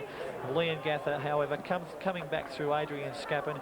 He'll send it wide to the boundary line, and a beautiful pick up by Wes Sutton, showing a lot of skill. Marty Cameron tries to thump it off the ground. Tony Lane again, the hard worker, bangs it in towards the forward line. Stockdale brings it to ground, and have a guess who's picked it up. It's his brother Peter. He's gone for a snap. And unfortunately for the Stockdale brothers, the result is 1 behind 1 point. And just looking at the scoreboard, we see Traralgon 19-18, 132. Leongatha 11-7, 73. And it's all over for the Parrots, Rob. Yes, 30 minutes gone of this last quarter. The pleasing thing, I suppose, from Leongatha fans and from Peter Geddes' point of view, is that they haven't given up. They're still in there trying, the Parrots, and they're bringing the ball forward again, out to this half-forward flank, but there's nobody home. It's all Traralgon, and leading in the race for the ball out there is Cunico. Gets it out back towards centre wing and finds a teammate, almost brings it to the ground there in Heil, but this allows the runners or the loose players in here for Traralgon. In fact, it was Risley that was in there. In fact, the umpires paid a free kick, and Alan Risley will take the free kick. Offloads it in towards the centre. Are they going to come undone? They will. They certainly will. Rowan White got caught, and there's too many numbers there, as I saw a hand go west, but umpires on the spot fairly quick, and we'll just wait and see what happens here. I think we'll probably see a ball up. And you've got a few interesting stats there in front of you at the moment, Barry, as we head well and truly into red time here, and we find a 50-metre penalty being applied. And this is going to bring Traralgon right down into the scoring zone. It's going to bring them over the 50-metre mark, and this has given them a chance to notch up their 20th goal. They're 19-18, 132 to 11-7, 73. Now we'll quickly pick up the player with the ball. It looks like Johnny McDonald for mine. Been a good contributor for them all afternoon, and McDonald has one to his credit. That came in the third quarter. Could this be goal number 2 from 50 metres? McDonald, right foot drop punt. I think it's going to fall short. It will. The Flyers are up from behind. No, says the umpire, snapped off the pack. It's gone high again. It'll be no mark. It'll be play on.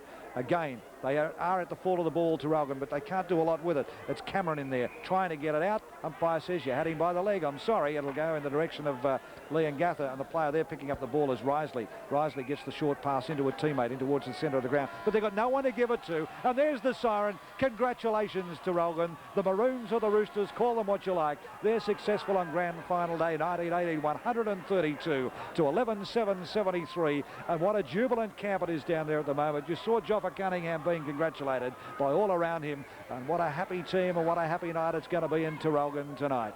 So congratulations to all concerned for the Roosters for 1990. Disappointment for Leongatha, for the Parrots. They had their chances. They had what the boys were saying before, a pretty tough run into the finals for this year. They got within about 8 points of them back on September 8, but it was just no match this afternoon as the boys are swapping jumpers. I suppose when you look back on Grand Final Day, it's the old story, Peter Hall. You can live in your glory, but I suppose from the point of view of Leongatha, they've learned something by it. Sure, Rob, it's always hard, isn't it? There's always one winner and one loser on Grand Final Day, and we know what it's like to win, and we know how disappointing it is to lose. But Leongatha shouldn't be disappointed with their performance throughout the year. They have come through a hard final series. They played very well against Traralgon 2 weeks ago, played excellently last week against Sale, and although today's performance wasn't anywhere near as good as what they played last week, overall they can't be too disappointed in the year's effort. Well, some excitement out there at the moment. The boys have swapped jumper. It looks a little confusing when you see Leongatha jumpers out there celebrating, but that's a great part of country football. In fact, you know, it's a great part of football, full stop, the camaraderie. I mean, it's fiercely competitive when you're out there, but when the game's over, it's there's Joffa Cunningham. There's Joffa. Getting a little squirt of the water bottle. I don't think Joffa will mind too much. That's Ian Wallace up there with him, I think. He's taking a bit of the glory, and good luck to him too. He played a fine game, but one must congratulate Traralgon from the coaching point of view, the playing point of view, and of course their administration led by their president Brian Quigley. They've put in an enormous amount of hard work, and I'm sure both you, Peter and Rob, you'd realise the enormous amount of hard work that goes into running a football club in the 90s, and congratulations to them. Well, correct me if I'm wrong, is this not the club at the start of the year that had problems getting a coach? It surely is. In fact, at the start of the year it was Merv Nagel was appointed coach of the club, and they certainly received a lot of criticism around the traps, and but they fought back brilliantly. They recruited Joffa Cunningham, and the score's on the board.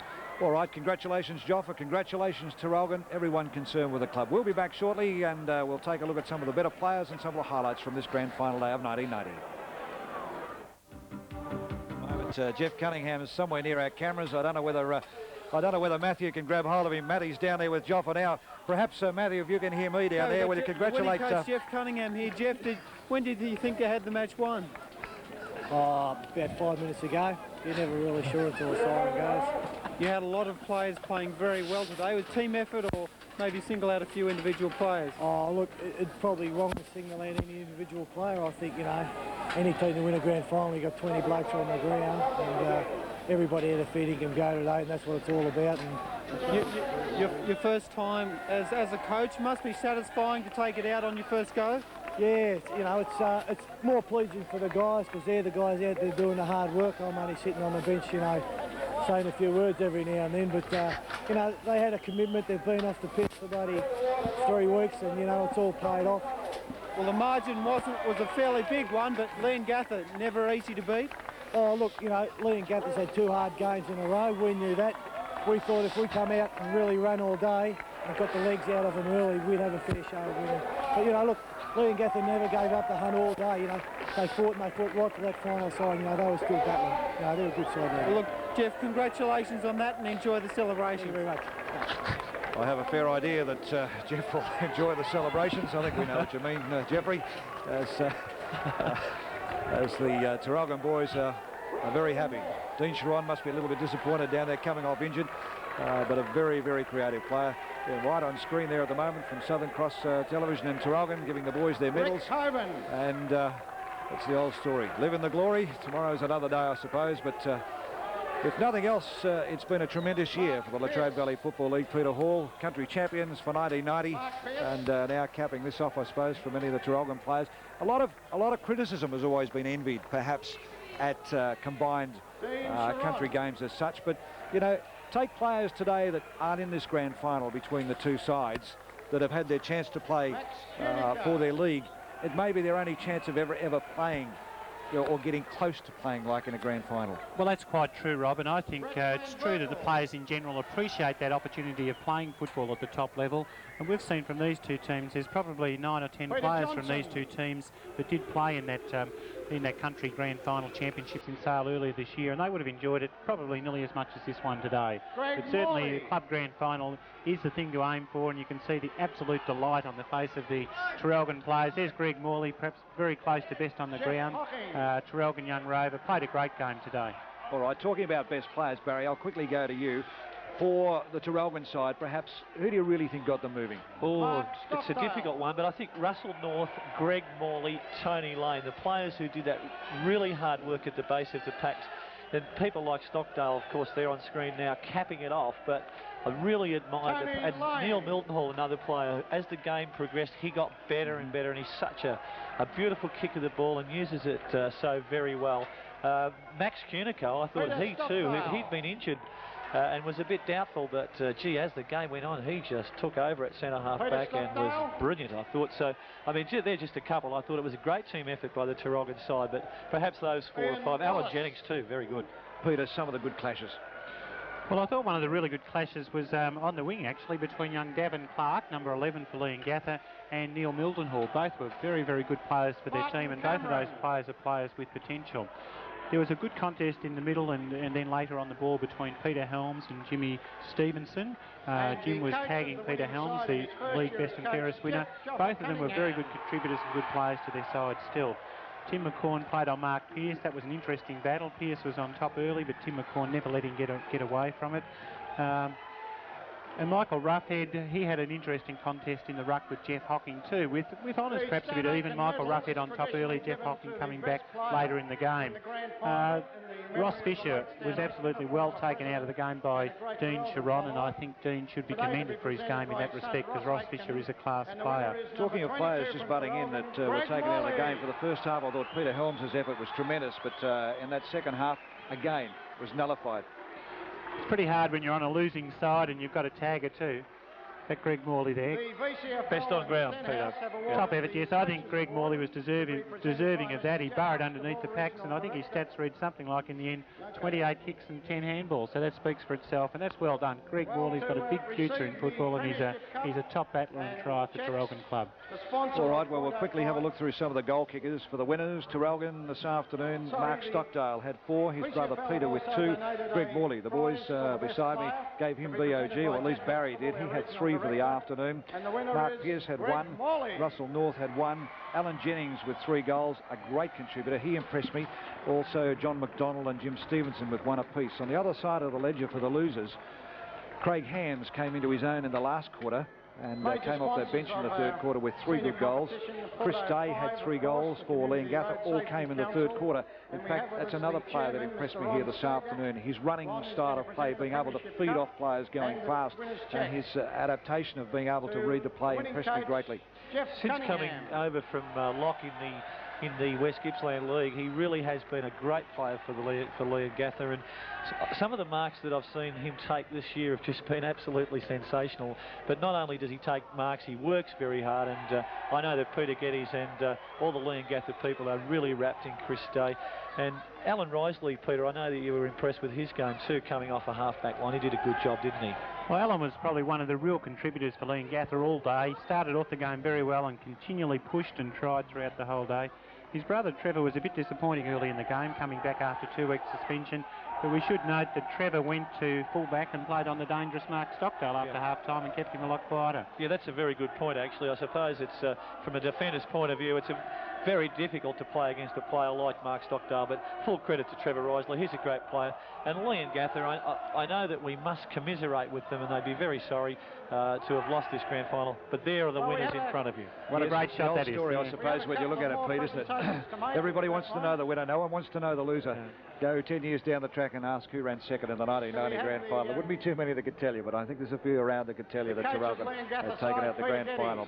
Well, I hope you've enjoyed our coverage here this afternoon from the Oval here at Maui. It's been a from my point of view, an education to be able to come up here to the Latrobe Valley Football League and have a look at the standard of football. I've enjoyed the contest. It's been a little bit one-sided, I suppose, but congratulations to Jeff Cunningham and Traralgon. For the Maroons and the Roosters, it's a high old time in the town tonight. I'd say would be the mayor for 1990 down there for the rest of the year at Traralgon. On behalf of my co-commentators in Peter Hall and Barry Switzer and Matthew Smith, who is down at ground level, hope you've enjoyed our commentary this afternoon. Enjoyed Grand Final Day at 1990 here at May. From Rob Gaylord and the rest of the team, good afternoon to you.